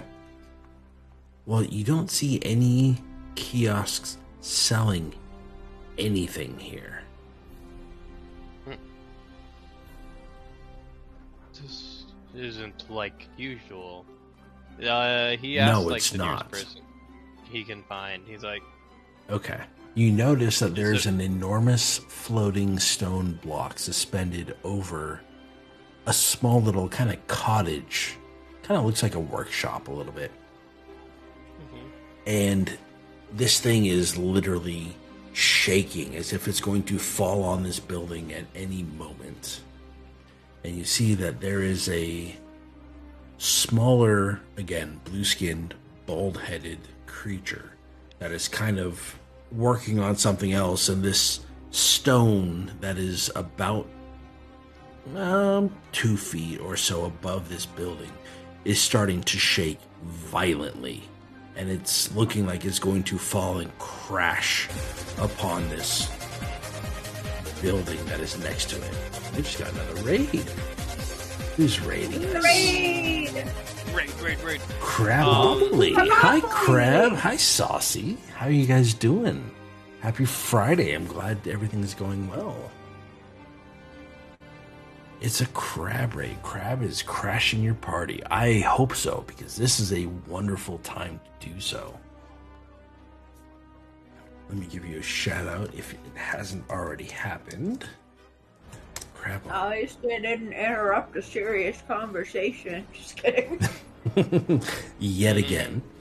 So yeah, Dorak, you see that this stone that was kind of been floating above it is starting to shake and starting to shake more and more as Does this it look guy. like it's gonna crush this person?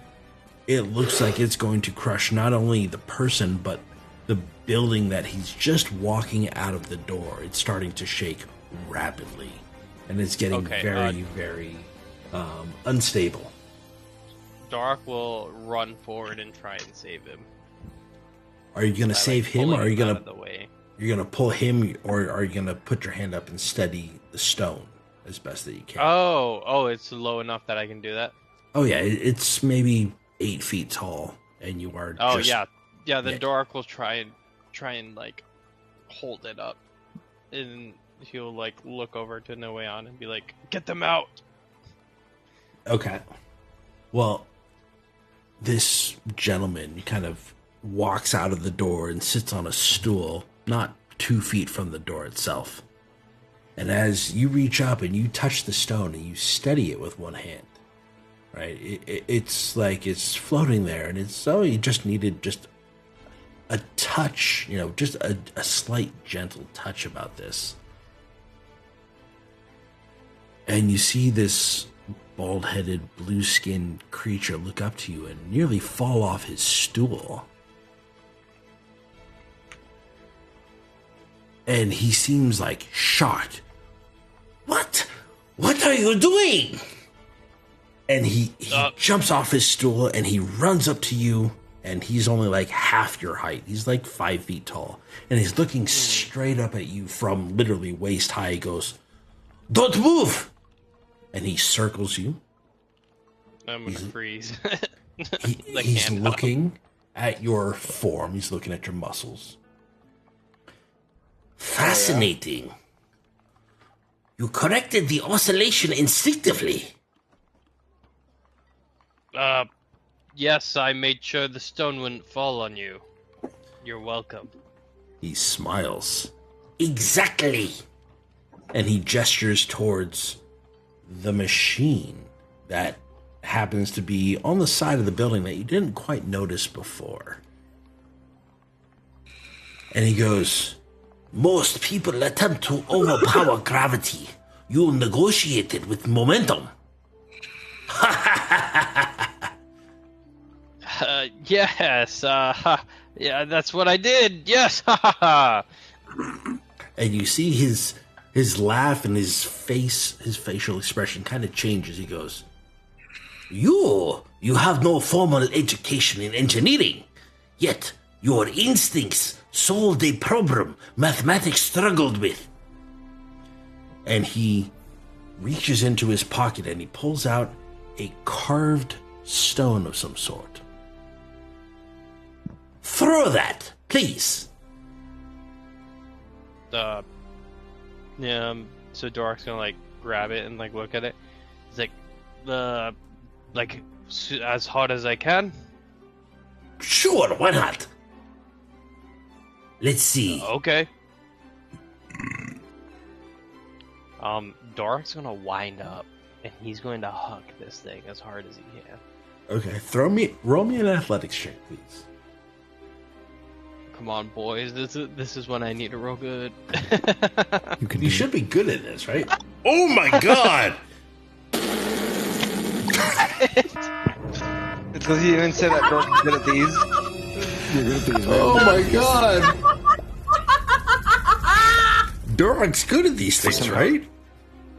He throws it backwards and breaks it. Dude, bro, where's my advantage, guys? I'm looking at you, Fun Nut. Save me, Fun Nut. Save me. He's gonna give you disadvantage, make you roll again for a second one. I mean, honestly, like, you can't be asking Fun Nut for nice things. As Smug said, do you even lift, bro? I mean, Jesus.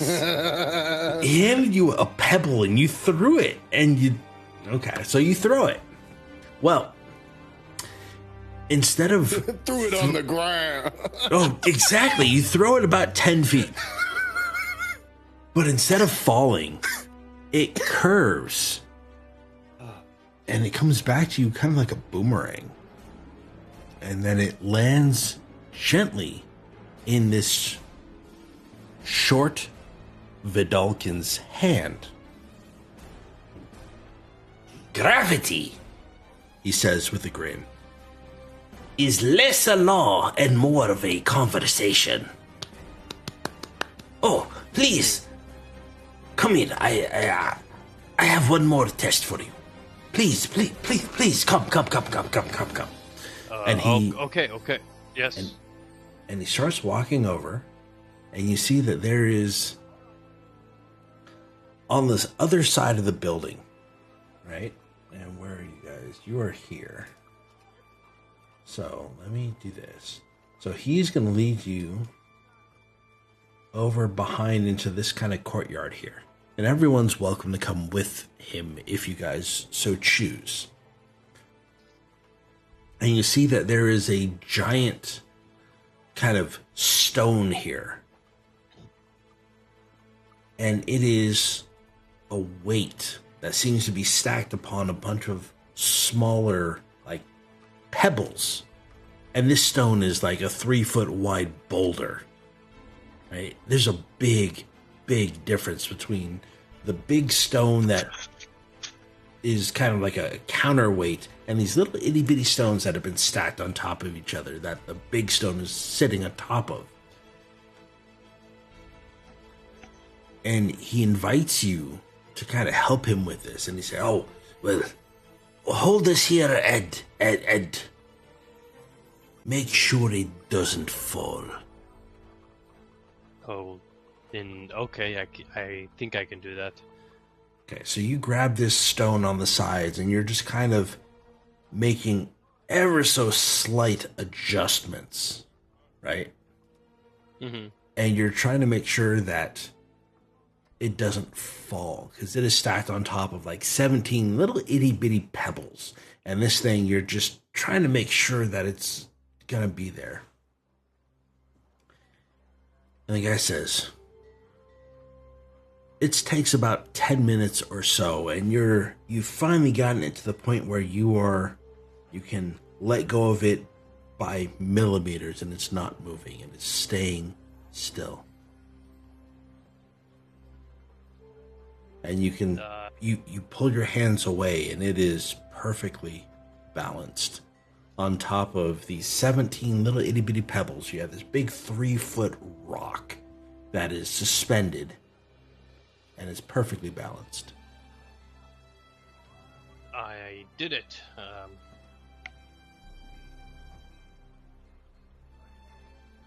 You, back at the other guy. Yeah. You've got good instincts, sir. If your adventuring career fails, come build impossible things with me. Please, come back. What is your name, sir?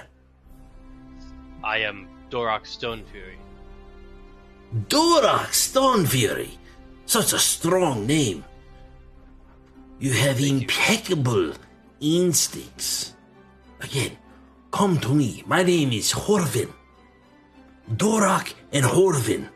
We can make miracles happen. I appreciate the offer, but I have a rather important quest I'm on. It concerns the lives of many people. Perhaps you can help me. Oh, how so? Do you know of this fruit called the Skyscale Fruit? I'm looking for one. Fruit? Fruit? No, I don't eat fruit. I deal with stone and physics. Fruit? No. You don't have to eat it, but if you know of it, that would be helpful. What is fruit? Fruit. Dark's gonna rub his chin as he thinks how to describe fruit to someone who's clearly never seen one. Sweet and juicy food. Yes, but yes. It's not candy or desserts.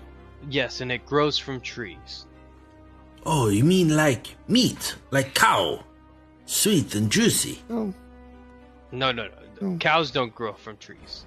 But this does. Oh, grow from tree? Yes. Like pear? Yes, pear. Yeah. Pear fruit. I don't know anything but pear. Pear grow on tree. Yes, that is true. Perhaps, do you have anything that could help us navigate through the jungles better, perhaps? Since you seem more in the business of making cool things. Let's see. How do physics help in jungle?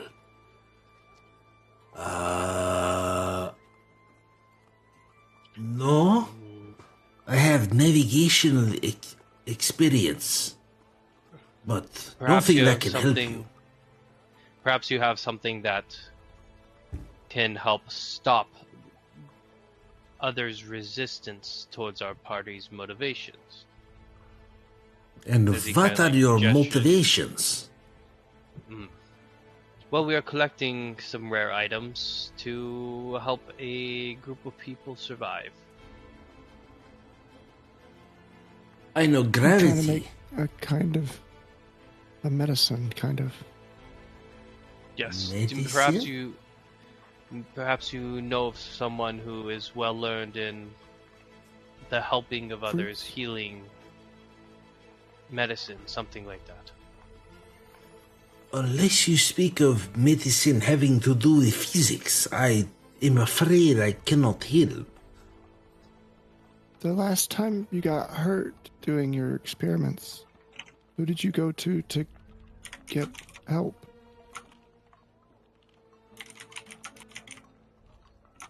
I have not gotten hurt. You see, I practice safety. I study physics. I am nowhere near my experiments. Therefore, I don't get hurt. What kind of experiments are you doing now? As you saw, balancing stone. Stone no fall, I no get hurt. Interesting. Do you have any other experiments? Not at the moment. Although I am hypothesizing on some things. But I have yet to make it to testing. I need to do more research. If you ever figure out how to split an atom, then you let me know. Adam? Who's Adam? And Just why if you you want me find to out. split person? If Like you'll clone? understand if you figure it out. You want me to clone Adam? That would be very cool Rock. if you knew how to do that. Yes. Rock, I don't think he's going to help us very much. Yes, I don't think so either. Thank you so much. Horvin. Do you remember? My name Horvin. Horvin. I must continue on my quest. Okay. Well, like I say, if your adventuring career fails, come build impossible things with me, Horvin. I look forward to working with you. I will keep that in mind. Thank you. Okay. And he's gonna leave. Peace be on you. Yes, and in piece of something on you as well. And you see that he's kind of waving. And Well, okay, while this is happening, Talion, what are you doing? I would assume by this point I have finished my illustration. Yes. And you will see that there is, as you're studying this fountain, you see that there is somebody further up, right? Because you're here. And you will notice that there is a child kind of here peeking out behind the tree. Mm. And there's a child that is literally staring at you, has an armful of books. And as you finish your drawing, you see that the child starts walking towards you, carrying this armful of books, and she blurts out, excuse me? Oh, yes. What can I do for you? I'm sorry to bother you, but are you an adventurer? Yes, I am. And she looks to be maybe 12 or so. And she goes, I never met adventurers before. My parents said I shouldn't bother you, but I disagreed. My name is Leary. Is it true that humans make important decisions without predictive models?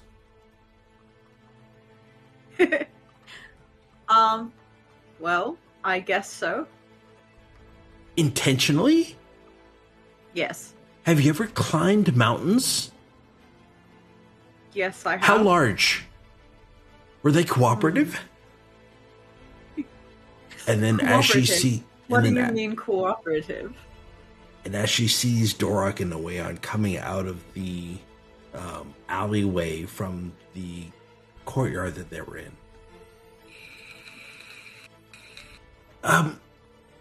Can everyone learn magic? If not, how did you discover you could? And then she turns to Noeon. Do birds perch on your metal arm? Adults say curiosity becomes wisdom. I hope they're right. Immediately, Noeon clutches his left arm and, like, shies back a little bit. Well, if they are right, then you will have much wisdom, young one. She reaches into her... She has a little satchel kind of tied to her belt that goes around her dress. And she hands each one of you a tiny piece of folded paper. And if you guys open it, I'm assuming you guys do. Mm-hmm. Yes. As she hands it to each one of you, you notice that inside there's a child's drawing. It's remarkably accurate. She sketched each one of you literally within the minute or so that she has been asking you all sorts of questions. As she runs off, disappears. If you flip over the paper, you'll see it says, "Thank you for answering," on the back of each one of them. Oh, so cute. And you see that there's another Vidalkin that kind of approaches you all and says, "Oh, I'm terribly sorry. She interviews everyone. I apologize. She's not one to know." Don't apologize. And you hear the little girl pipe up from behind her mother. "I conduct research." You conduct it quite well, little one. She conducts research. I appreciate you all for humoring her, and she won't bother you again. Come on, Leary. She's not a bother, don't worry. But she is a very talented artist. Well, I'm sure she appreciates that, and thank you very much for complimenting her. She will take that with her. Well, before you go, I pull out a little sketch out of my small notebook of, like, some plants from our trip through the forest and hand it to her. I'm like, "This is for you." Oh, wow! You draw better than I do. How did you get so good? Lots and lots of years of practice. You mean I had to practice for years? Just like you learn everything else for years and ask questions for years, you must practice your drawings for years too. But if I'm asking questions, I can't draw. How am I supposed to do both at the same time? Oh, don't worry. You'll get the hang of it one day. Oh, Mom, what am I supposed to do now? You'll learn, little one. Just relax. I'm terribly sorry to bother you. We shall be on our way. Thank you so much for entertaining her. Come on, Leary. Mom! Come on. As they stroll off down into an alleyway. As soon as they're, like, gone out of earshot, how did she know? Well, it's apparent they figure out a lot of things very easily here. She was a inquisitive little imp, wasn't she? Yes, she was. I'm sure she gives her mom plenty of trouble. Oh, I'm sure, as well as anyone else who comes into this city. I had a fairly interesting conversation about this thing called physics. Physics? Yes, I believe that was the name. You mean physics? Yes, that thing. I apparently have a natural gift for this thing. And was told I could build many great things if I wanted to. These people are quite fun. And I just kind of like shake my head laughing. Now, about Now, this where's time, your brother? I was just about to say, about this time, Valor happens to be coming out of the building. And Valor, as you step out of the building, you see two people. One here and one here, just to the north of where you are coming out of the building. And at first you think these two Vidalcan are statues. They are standing perfectly still. Where are they on the map? I was zoomed out. They're literally right here and right here. Not too far from you. Maybe 15 feet, 20 feet as you are leaving the building. And you see that they are literally standing as still as statues. Oh. Hello. Neither one responds. They literally then. are staring at each other. Oh, at each other? Okay. At each other, yes. Walk away and reunite with my group. Okay. So the three of you see Valor coming out of the building. He kind of stops and looks at these two and then makes his way over to you guys, all 20 feet of it.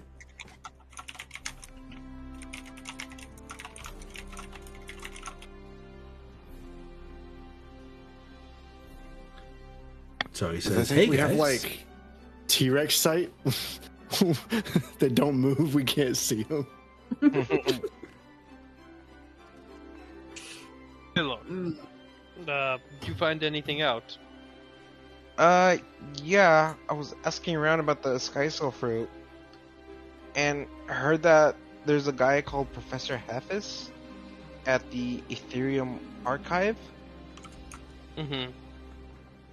They might know something about what we're looking for, but they demand knowledge in exchange. That's a lot more than we got. What did you guys get? I got to learn about this thing called, and he's gonna like look at Italian first, but physics, perhaps it's called. But apparently I have great instincts for it, and I can make many crazy things in the future with this guy named Horan, something like that. Horson. Yeah, Horson. Mine's wrong too. I'm just waiting for one of you to say it's Horsha. No. That's like a PTSD it ended with an trigger. Right? Horsha. Says Horsha. Norian starts foaming at the mouth. Falls down. Yes, but He needs some WD-40. Someone get the WD-40. No. I'm under the impression, though, that these people do not eat.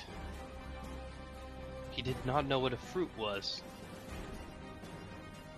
Well, they are obsessed with some kind of energy that they say permeates the entire, like the whole world, but also the whole island, called ether? Aether?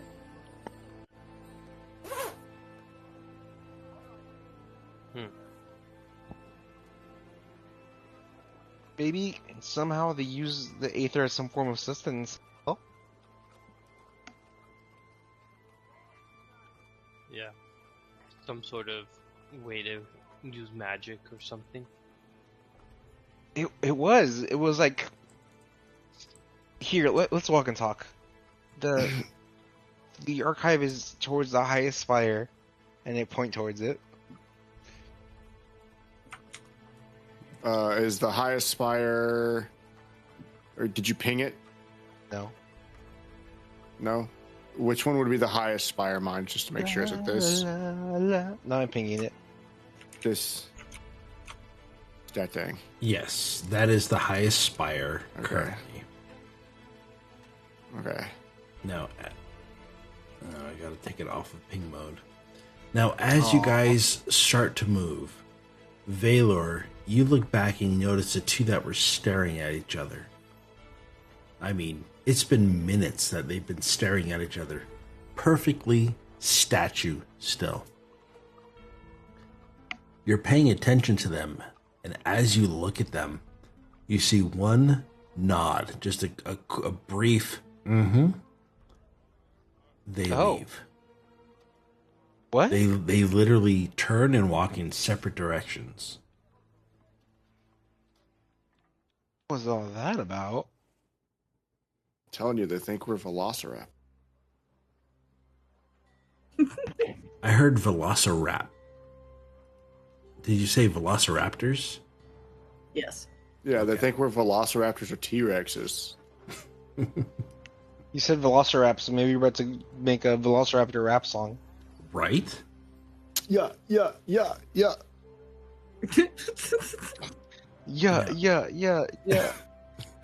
Now, Noeon, as you walk following Valor, you... Yep. And actually, everybody in the party, roll me a perception check, please. Okay. I meant to ask earlier while we're all rolling, have I heard of Aether in any of my You time or have in passing not with... heard or experienced anything regarding Aether Okay, at all. gotcha. You Dora, said the gotcha. perception check? Perception worry, check, guys. please. I was gonna say, don't forget to say you're good at these. It doesn't matter if you're good at these or not. I'm just curious as to... Oh, look at that. Noeon is great at these. Apparently Everyone so. No, that doesn't get an A. That doesn't get an A. That gets an okay. Okay. Okay, so Talion and Valor, you guys hear... Jesus, a 25? Uh-huh. Let's go! I have a Okay. +7, bitch! I got a 19 on that 20. So, Valor That's and an 8 on a 1. Talion, you guys hear a quiet clicking as you walk north past this building. We are Velociraptor. Right clicking. I turn and see what the source of the noise is. And inside that building, you see there's an elderly dwarf that sits before what appears to be a floating clock. Except there are no hands, no face. It's just gears suspended in midair. And you hear the click, click, click, click, click. He said an elderly dwarf. Is this the first non-Vidalcan we've seen on the island? Correct. Oh. Hey guys, look. And you guys can see inside there's this dwarf with these goggles that are just kind of a bunch of lenses that are attached to these goggles that literally can flip down and flip up. And he is working on this clock that has no hands, no face. It's literally just gears floating in the middle of nothing. Hey there. He's inside the building. Are you going to enter the building? Oh, how did we see him? Through like a window? Through a window. You hear the Go up saying hi clicking. through the window. And he kind of notices something. He kind of like shakes out of his trance, maybe, and sees you in the window and kind of holds his hand up and then focuses back on this set of gears that he's working on. He seems like he's busy.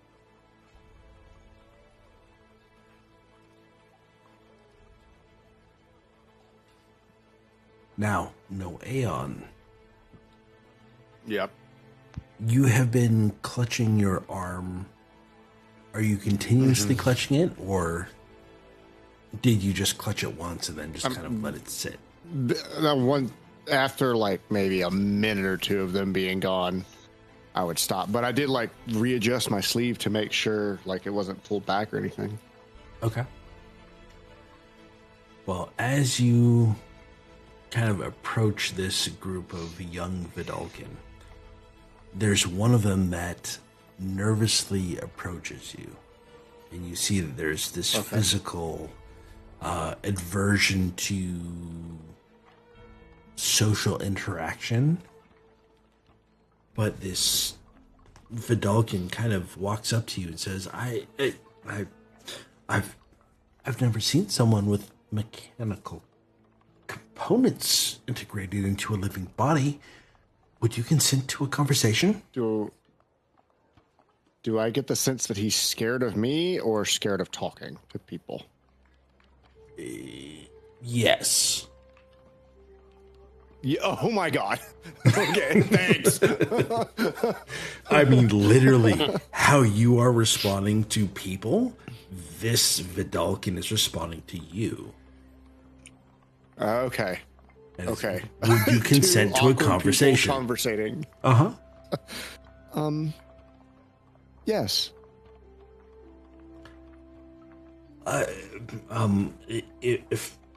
If you're willing, I'd be honored to ask a series of questions.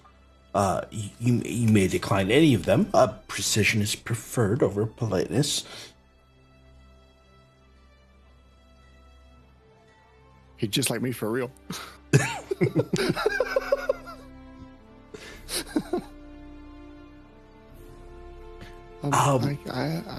I can do that.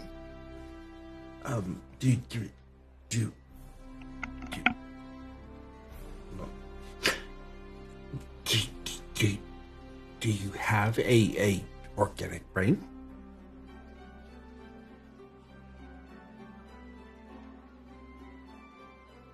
Yes, I do. How did you know? I'm not sure. I wanted to ask. At what point does your awareness cease? What? The whole time I'm very apprehensive. I don't know exactly what you mean by that. I can see you. Okay, I can see things. If your mechanical arm were removed, I assume your consciousness remains uninterrupted, right? Mm-hmm. But if your organic tissue were gradually replaced, would you cease to exist?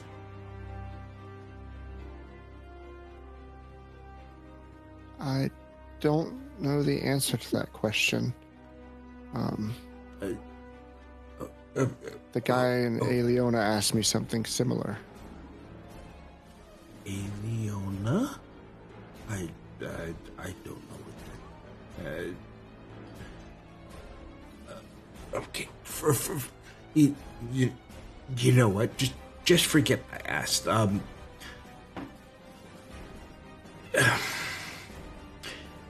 Does your mechanical arm communicate discomfort in any measurable way? No, not really, but I can tell when the gears get out of alignment and the wires get frayed.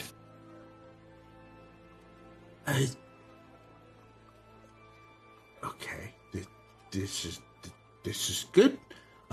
Do you experience any equivalent to pain, or merely awareness of malfunction? I do, actually. I'm sorry to hear that. when you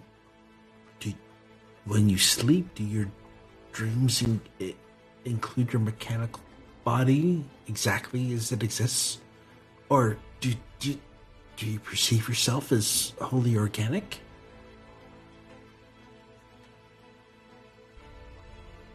I don't. What's a dream? When you sleep, people have talked about it before, but I thought that was like what you wanted to do. Yeah. I don't think anybody wants to dream. Sorry, don't forget I asked that. Can your mechanical hand distinguish between silk and stone by touch alone? Temperature, humidity, pressure? Throughout this conversation, at least after the can you feel pain question, it's not that Noeon's opened up, but he stopped guarding each answer. Okay. And he continues on. It's actually not mechanical. And pulling up his hand, and crazily, he pulls the sleeve back just enough so you can see where the where that break is, where it looks like it looks like a severed hand that has been stitched back on top of where the mechanical part starts. Okay. And you see that this little Vidalkin kind of reaches out and tentatively is slowly kind of reaching out to potentially touch where the flesh meets the metal and the vines. And she's very, very tentative about should I not? You could tell she's uncomfortable, but the curiosity is getting the better of her. The lack of fear I see, I don't say anything to stop her. Okay.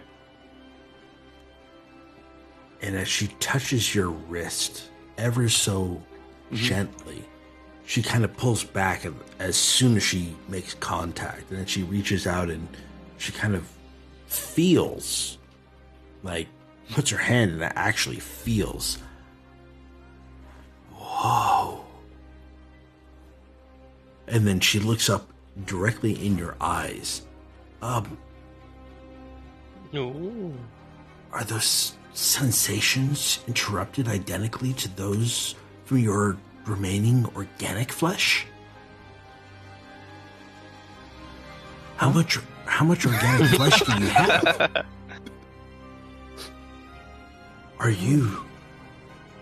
Is just your arm mechanical, or are you a robot with some organic flesh?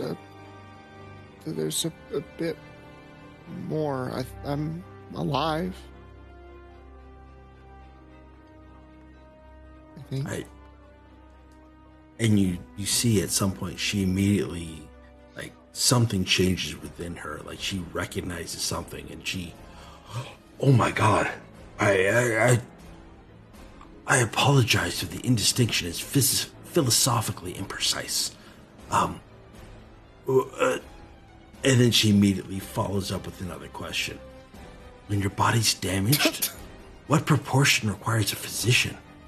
Or what proportion requires a craftsman? Have you ever required both simultaneously?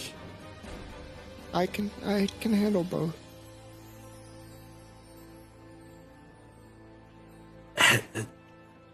Is your brain 100% organic? Or is your brain somewhat mechanical as well?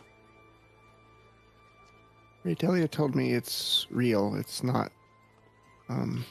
metal. Has your memory ever become unreliable? Mechanical systems can degrade. Organic minds can forget. I'm fascinated by the interaction between the two.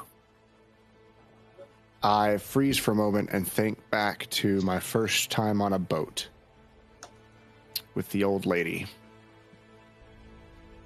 and the sailor who got his leg caught by the it wasn't a hook.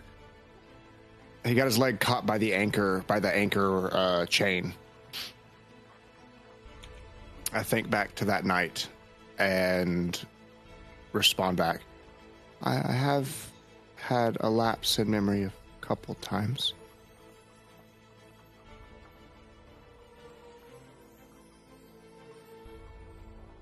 It's not pleasant. And you see that she recognizes that her curiosity has gotten the better of her. She goes, remarkable. Thank you.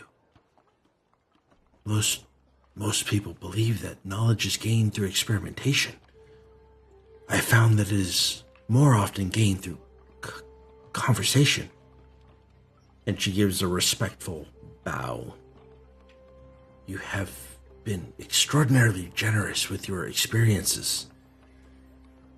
And she turns to kind of leave. But before she does, she goes, one final observation, if I may. You seem to be a fusion of flesh and machine. I do not believe that is accurate. I believe you are simply you. That extinction seems important. Are you human? Are you machine? Are you something in between?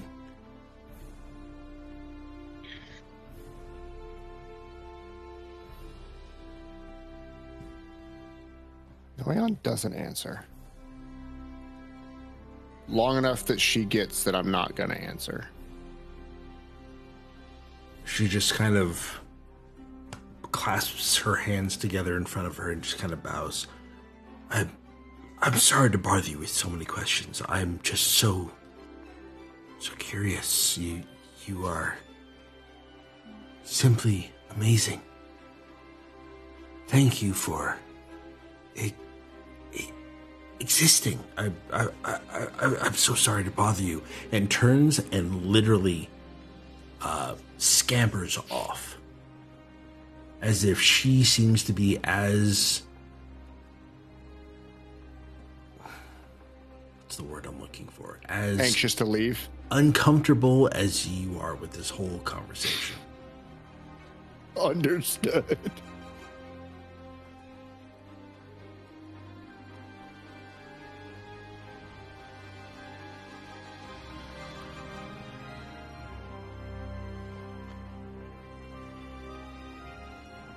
Now, the rest of you, have you been watching this conversation? Did you head to the north and kind of leave him to handle the conversation on its own? Dorak was watching. I've been waiting. Okay. You all saw her, right? Saw who?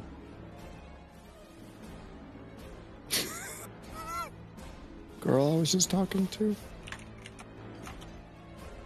Sure.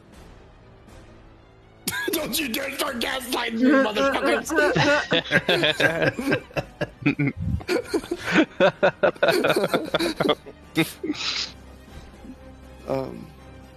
That was,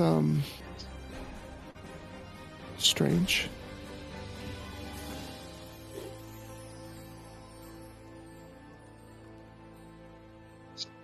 I don't know how they know, about my arm. And, well, me.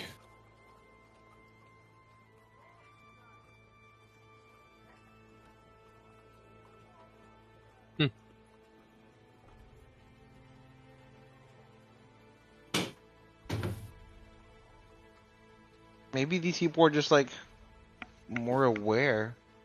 They did keep talking about this weird aether energy. And I met someone that was blind, but he was still able to perceive it around his senses.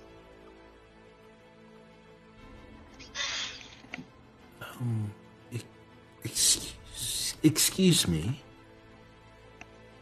Valor, you turn to see this. Another one. But it's a DJ Khaled? Another one. And another one. And And another another one. one. And another one. And another one. We the best music! So, Valor, you turn around and you see that there's this woman. It's a Vidalcan woman, but she's approaching from this building. And she walks in front of you. She carries no weapon, but a satchel kind of tied around the sash, a single satchel. And she kind of bows politely and she says, excuse me, are you Valor? And she glances down at a small notebook that she has in her possession. Yes? Good. I dislike beginning with incorrect assumptions. May I ask you a question? Actually, Yes. I have 8. And she smiles ever so slightly. Oh, okay. When you cast magic, where do you believe it originates from? Have you ever cast the same spell twice and felt it differently? Well, When injured, does your magic become harder to control or easier? my Have you magic ever doesn't feel any- deliberately chosen not to use your full magic capability because you feared what might happen? Who are you?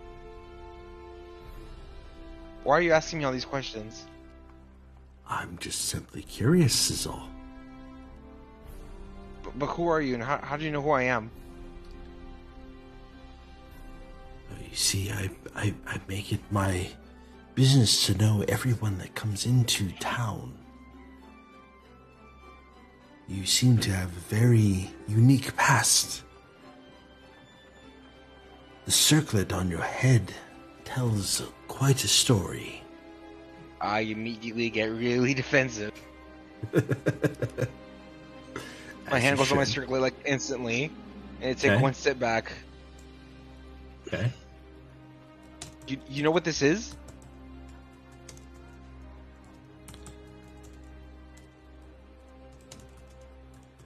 I may.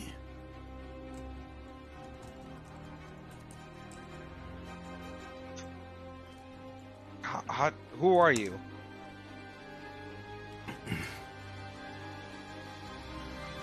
Before I answer that, may I ask you another question? My name is Dr. Salira Ithune. Doctor, say it again? Her name is Dr. Salira Ithune. I will put it in the chat for you. Close enough.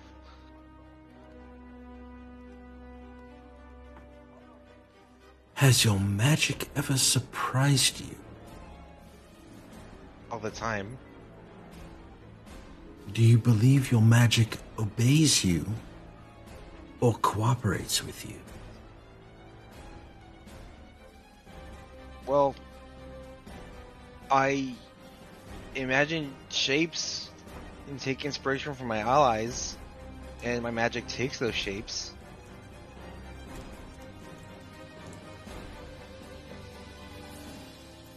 Excellent. If your connection to magic were removed tomorrow, who would remain? Would it be Valor or something different?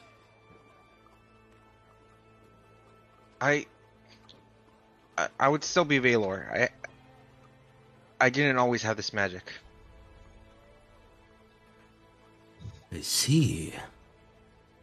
That answer places you somewhere between Theory 7 and Theory 9. Okay, answer my questions now then. Who are you? My I mean, name no, is... not your name. Like, how do you know so much about me? I am a researcher here with the Ethereum Observatory. And you see that as you're looking at her, as she's explaining this to you, you see that there is almost like she is Vidalkin, but there is this thin silver kind of veins that are beneath her skin, almost that remind you of Mercury. She has white hair, it's cropped short, kind of kept away from her face, her ears, her delicate instruments that she has attached to her belt. Her eyes are this unnatural, bright violet color. And she dresses more like a physician more than a wizard or a mage. She has long white robes that are reinforced with leather aprons, covered in dozens of like small crystal lenses, like silver calipers, glass vials, and like measuring devices of all sorts of things. But every pocket that she has seems to contain some sort of another instrument. How do you know about my magic and in my circlet? You see, every enchanted object possesses a measurable resonance. Even artifacts created by the gods or goddesses leave identifiable patterns. And then she looks at the circlet and she reaches out and just barely touches it on your head. This does not. Does not? It does not. It is not absorbing aether. Nor does it emit aether either. So what does that mean? It appears to redirect it, almost as if the object refuses to participate in the world's magical currents.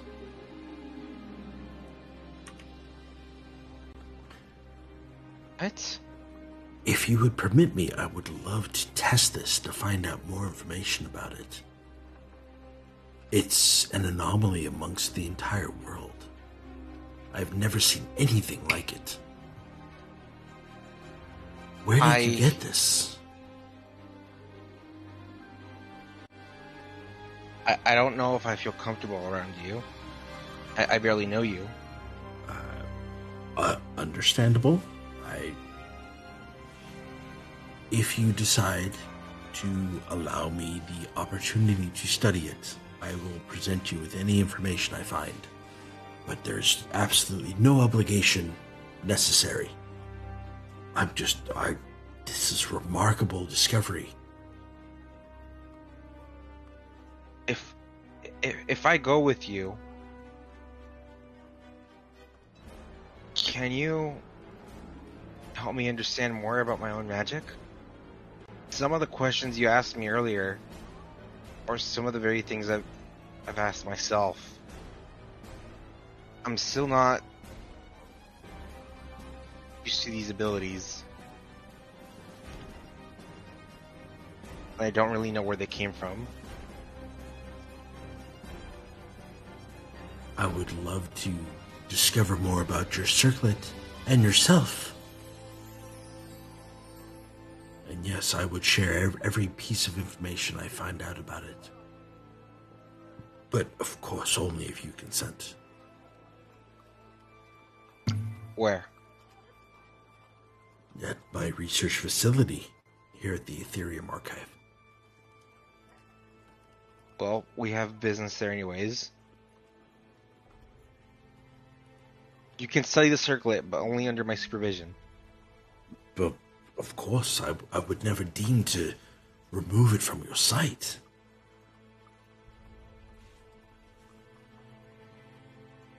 But But if your magic ever behaves impossibly, it could spell disaster.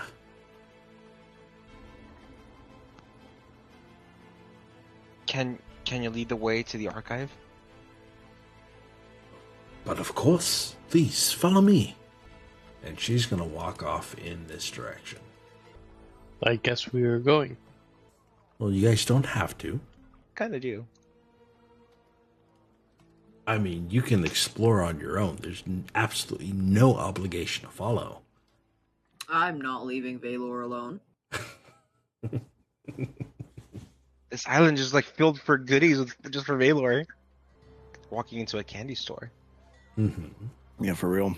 Okay, so you guys are all following her, I imagine? Yeah, I'm following behind the group. Okay.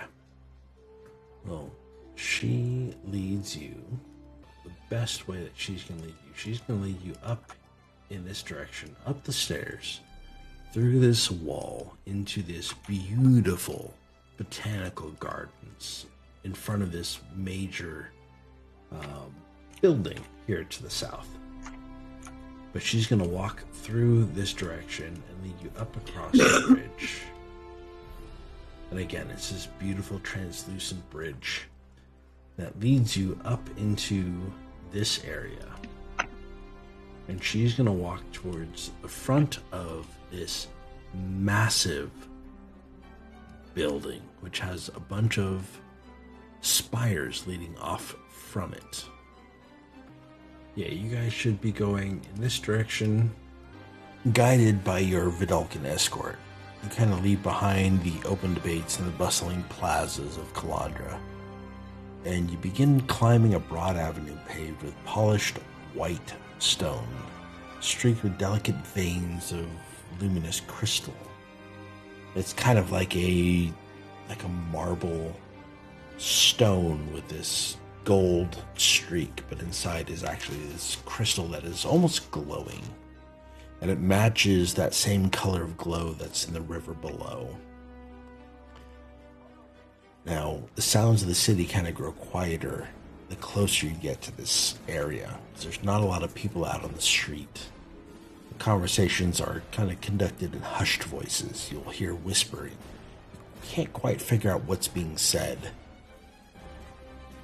But you notice that these people are speaking with these hushed tones deliberately. Like, it's not like they're trying to hide what they're saying, but they are trying to get their point across without raising. They're trying to make sure that people aren't eavesdropping. They're trying to prove their point without bringing other people into the conversation, if that makes any sense. Yeah. Now, at the crest of this island that is here, I'm going to zoom out on here so the stream can see it. So this small little island that creates this section of the city stands the Ethereum Archive. It's not merely a building, but it's more a monument to discovery. You see, there's towering crystalline buttresses that are kind of rising hundreds of feet in the air. They kind of curve inwards in this kind of immense domed roof that these spires seem to start to create.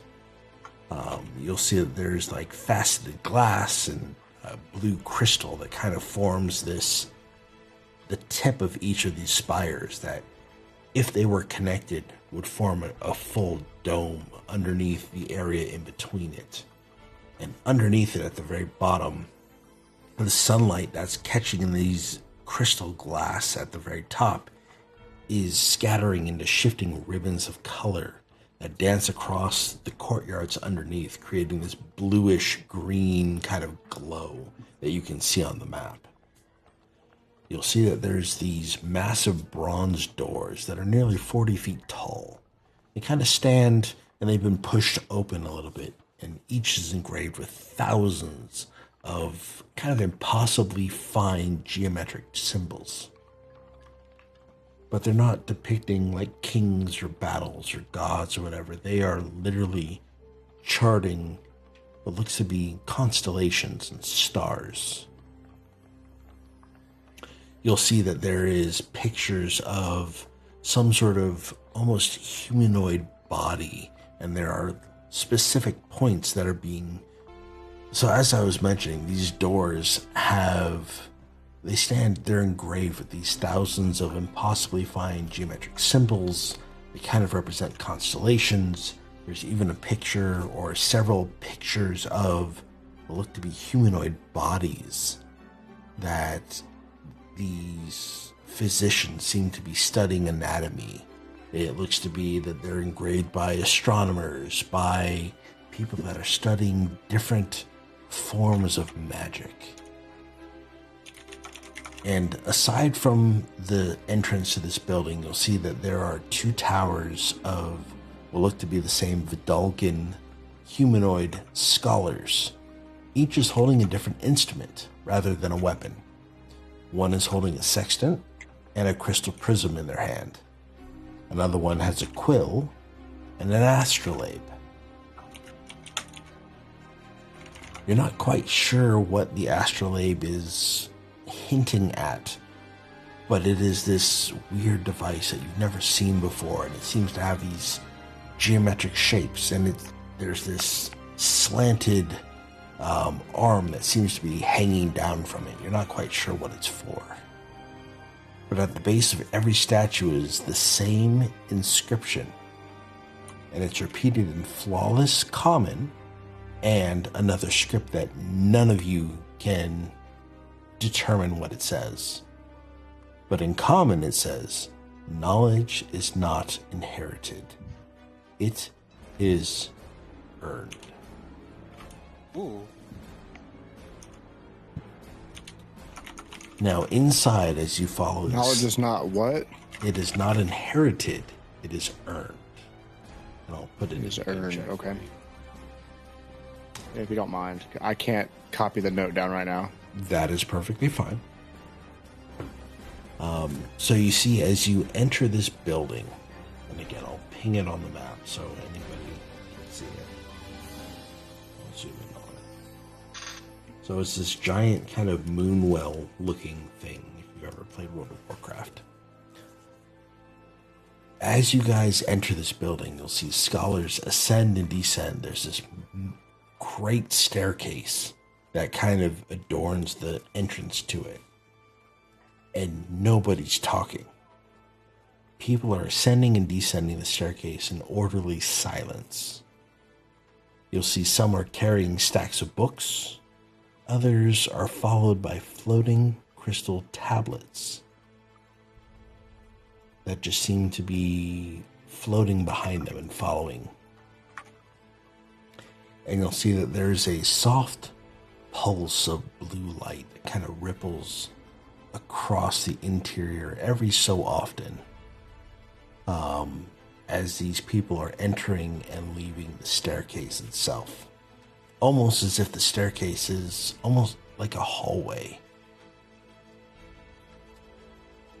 And as you guys enter and look upon this giant staircase that leads up into this, you can see that there's a massive library behind it.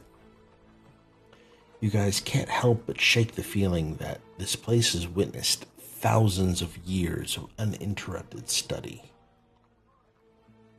You think that kingdoms may have risen and fallen beyond the walls, but here, the pursuit of understanding has remained constant. Every stone, every crystal, every inscription seems to declare the same truth. Some cities preserve history. Kalandra studies it.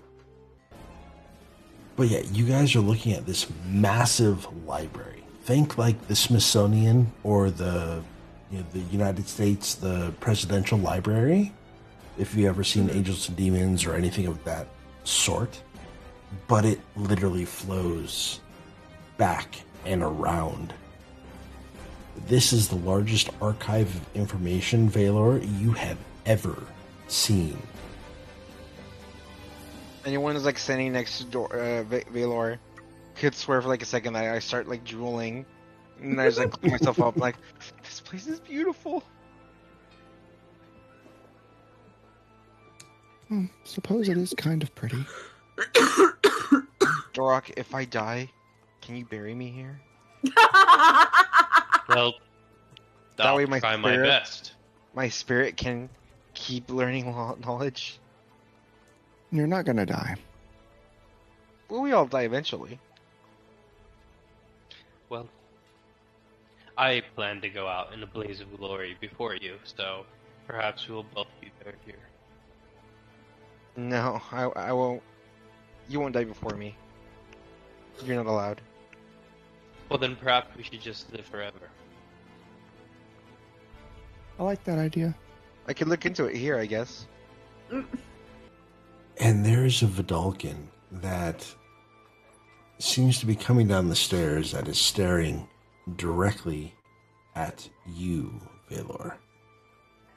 You see, again, this bald-headed, blue-skinned creature kind of almost floating down the stairs in that Russian ballet dance where it looks like he's literally floating down the stairs. And he seems to have this great smile on his face. And he goes, Valor, what was your last name again? Stone Fury. Valor Stone Fury. What a wonderful name. Yes, I am Professor Hethys. Welcome to the Ethereum Archive. How may I be of service? We were looking for you, actually. But it seems word gets around pretty easily around here. Looking for me? I thought you were looking for knowledge. No one ever looks for me. I'm Well, we were told you flattered. to help us. How may I be of service? We were wondering if you have ever heard of the Skyscale fruit? Skyscale... Do you mean the Skyscale Nectar? Yes, but doesn't the nectar come from a fruit? It does. Very curious. Everyone wants the fruit, but nobody asks why it grows. Why it grows? Yes. Here, come with me. I will show you. As he starts walking up the stairs, he doesn't even look back to see if you guys are following, but he literally walks up the stairs and into the massive library. I start following. Rest of the party, are you guys following as well? Yeah. Okay. Yes. So he walks for, I'd say 2, maybe 3 minutes. And he, on a dime, shifts his direction and starts walking down an aisle. Oh, sharp turns, guys, sharp turns. And you see that he walks like 90% of the way down the aisle. So the point where there's nobody else around you. And he stops and turns again on a dime, reaches out and grabs a book, almost like in a one smooth motion. And he turns around and he scans the spines of books and pulls out another one. And he takes it and then he walks to the end of the aisle where there's a desk on the end cap. And he sets it down, he opens up the journal. And you see that it's a map. Ooh. And of this map, it looks like a giant triangular section of land, almost like a giant island. And you see as he's flipping through the pages, each page or each set of pages is a map. and each map has circles on it in different places. None of them. What is this, Professor? Sorry, go ahead. What is this, Professor? What are we looking at? This is where the Skyscale Nectarfruit grows. And you see he turns the book, the journal that he has open, and he shows it to you. And each one of these circles, none of them overlap.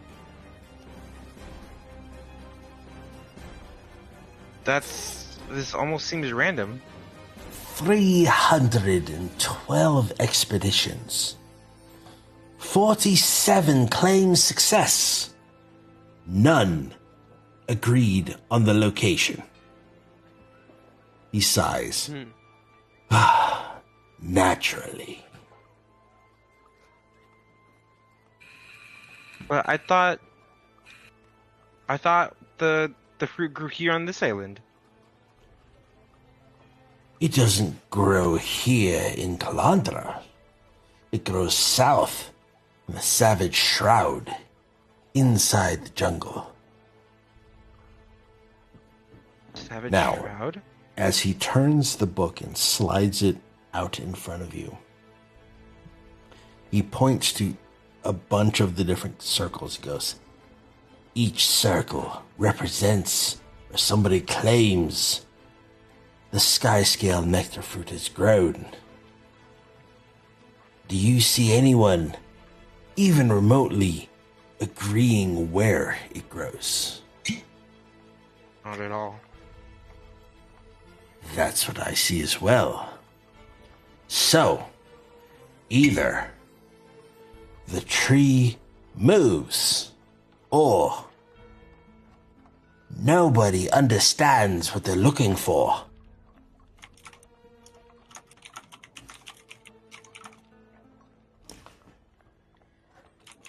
What do you think it is? Well, you see, I don't know. I've never seen this fruit. I've never realized what the fruit represents or why it grows. Obviously, people seek it out. However, some people need it. Other people want to know the history, the physics, the reason for its existence.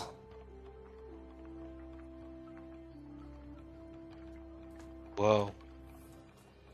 Now, as he fans through a couple more pages, he notices a few more. You notice that some of them are not maps, but they're actual details.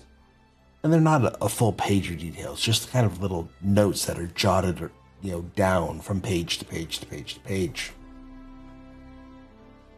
And he's very quick with it, as he seems to be knowledgeable to a degree on this situation. And you see that he is scanning from page to page to page. As there's a note, he quickly skims it, and then flips to another page, skims another note, flips another page, skims another note. Yes, it seems. The fruit has never been found growing below the canopy. Every successful account places it at the absolute highest point anyone could climb. And he starts flipping through some more pages. So maybe it's not about location, maybe it's about height. Indeed, my dear boy. You see, every tree that has been noted here is different.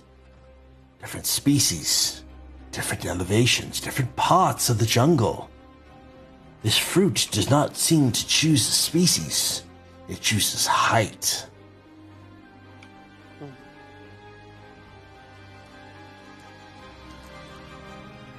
So we just need to find the highest tree up on the highest hill? That's what it sounds like. I wouldn't go by hills, for example. Some of these trees can grow as tall as mountains, even if they're on the lowest of land. And That seems a little tough. he's scanning through some more notes, and he says, "Oh, here's another interesting fact. Every expedition mentions birds. Not the same birds. Different species, different colors, different songs, but always birds."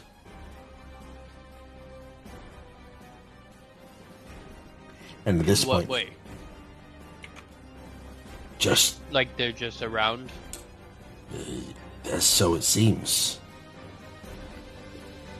And he finally flips through the last couple pages. He says, "Oh, this page is water damaged. There's only one sentence remains legible." And you see that it's a language that none of you have ever discovered.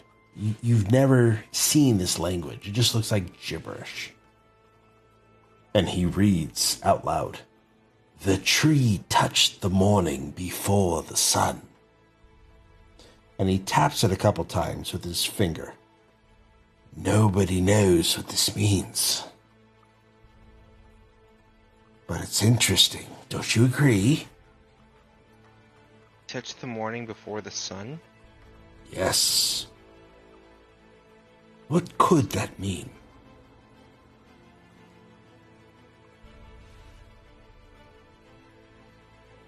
Maybe it's so high up that you could see the edge of the horizon? "Possibly." Let's see. As he takes the book, closes it, slides it back up into the shelf, turns around, slides the second book back into the shelf, and he starts walking away.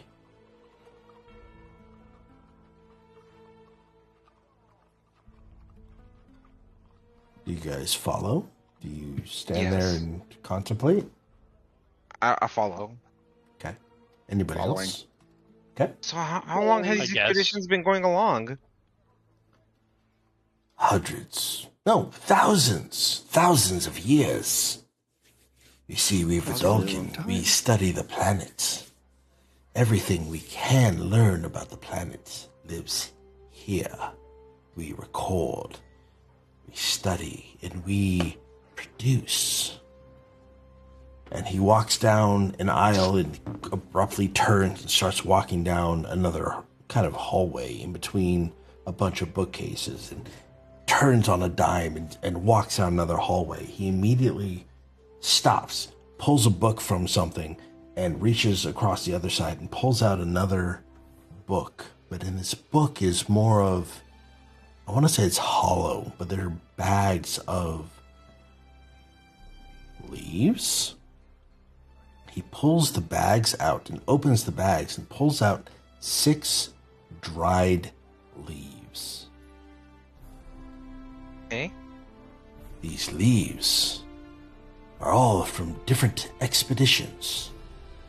All are collected decades apart. All identical. And you look at them, and the leaves are the same exact leaf. Same shape, same consistency. They look like they came from the same branch of the same tree. But yet they're all, according to this person, decades apart. Every expedition believed these leaves came from different trees. And then he smiles at you, Valor. They do not. The same tree, It's a really old. separated by over 100 years. It's a pretty old tree. So maybe the tree moves? Maybe. We've never successfully tracked the tree. We've only tracked, as he points to a sketch in a book, what nests above it. And you see there's a drawing on here that is this creature. It's a quadrupedal creature that has what looks to be a scorpion's tail, a lion's head, and bird wings with lion's claws. Is that... Every confirmed sample was taken from a tree occupied by one. Whether the creature protects the fruit or the fruit attracts the creature remains unsolved. Manticore. A feathered manticore. Well done indeed. And he holds out a small little notebook. Not a full-size book, but a small little kind of memo pad. He says, "It belonged to an explorer that never returned." How was the notepad found? One of our scouts found it on the canopy floor. And Valor, I'm assuming you open it, correct? Yes. Okay. As you open it, you fan through the pages. You see that there's one page that seems to be heavily underlined multiple times. And it reads, "Do not search for the brightest tree." And below it, it says, "Search for the forest that refuses to let the sky be seen." And as you turn to another page, you notice that it says, "When you think you've reached the canopy, you haven't." So he hands you the notebook and you're able to sort through, and those are kind of the only major things that you have noticed in your very brief skimming through. Well, he says, "I hope this helps you on your quest for knowledge." Why are you helping us so much? Because we notice when one seeks knowledge, they seek glory. We Vidalcan, we treasure knowledge over everything. Information, science is the key to all of life's questions. And I know a knowledge seeker when I see it. You, Valor, you seek to know the answers to every question life has to offer. The meaning of life is found somewhere amongst the living and the dead. We just need to find it. I suppose I should return this favor in full. If you find out any information, we would very much like to know the answers.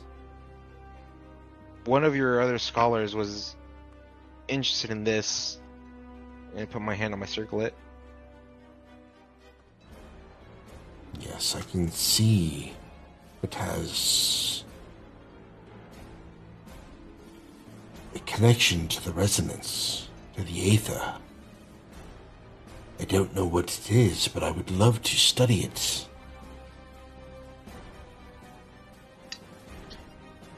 All right. Maybe at some point in the future you would oblige me. Of course.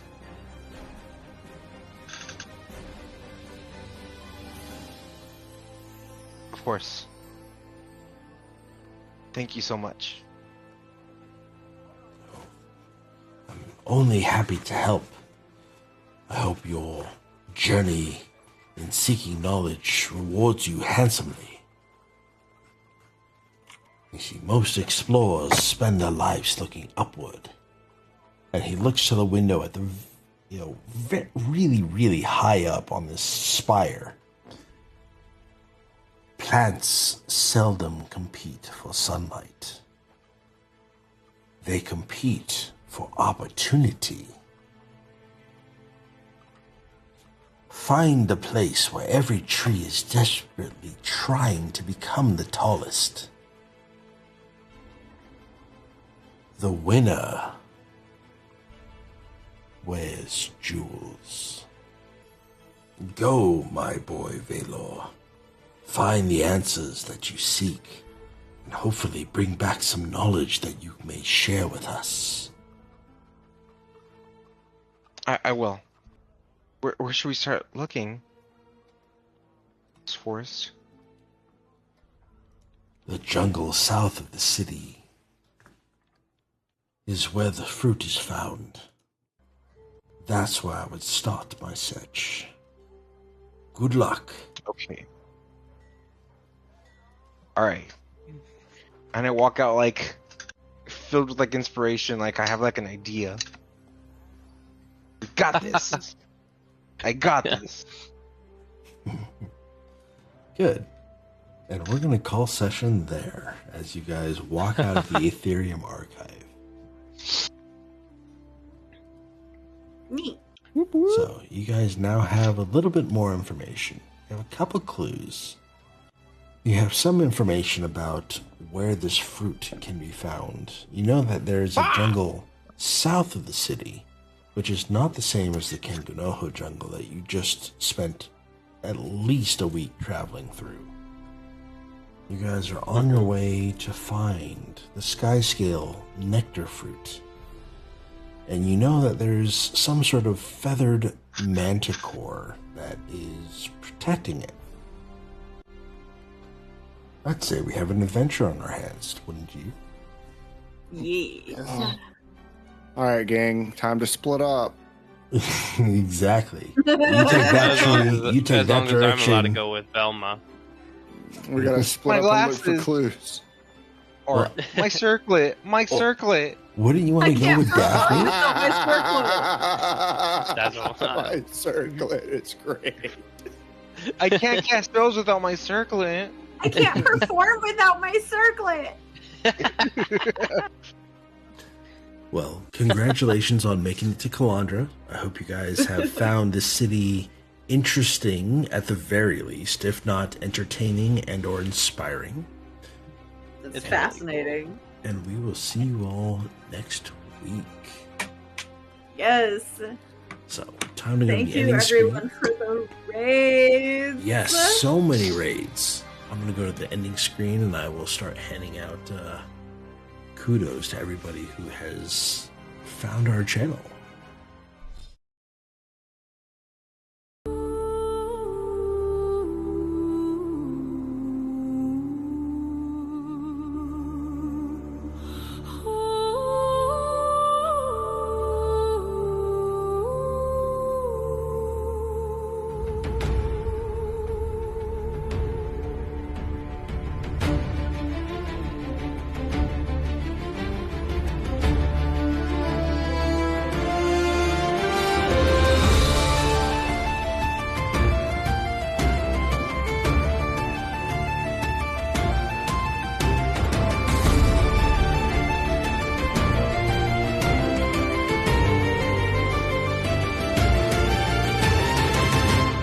By Viscera's word, we take the road, bearing questions, not the code.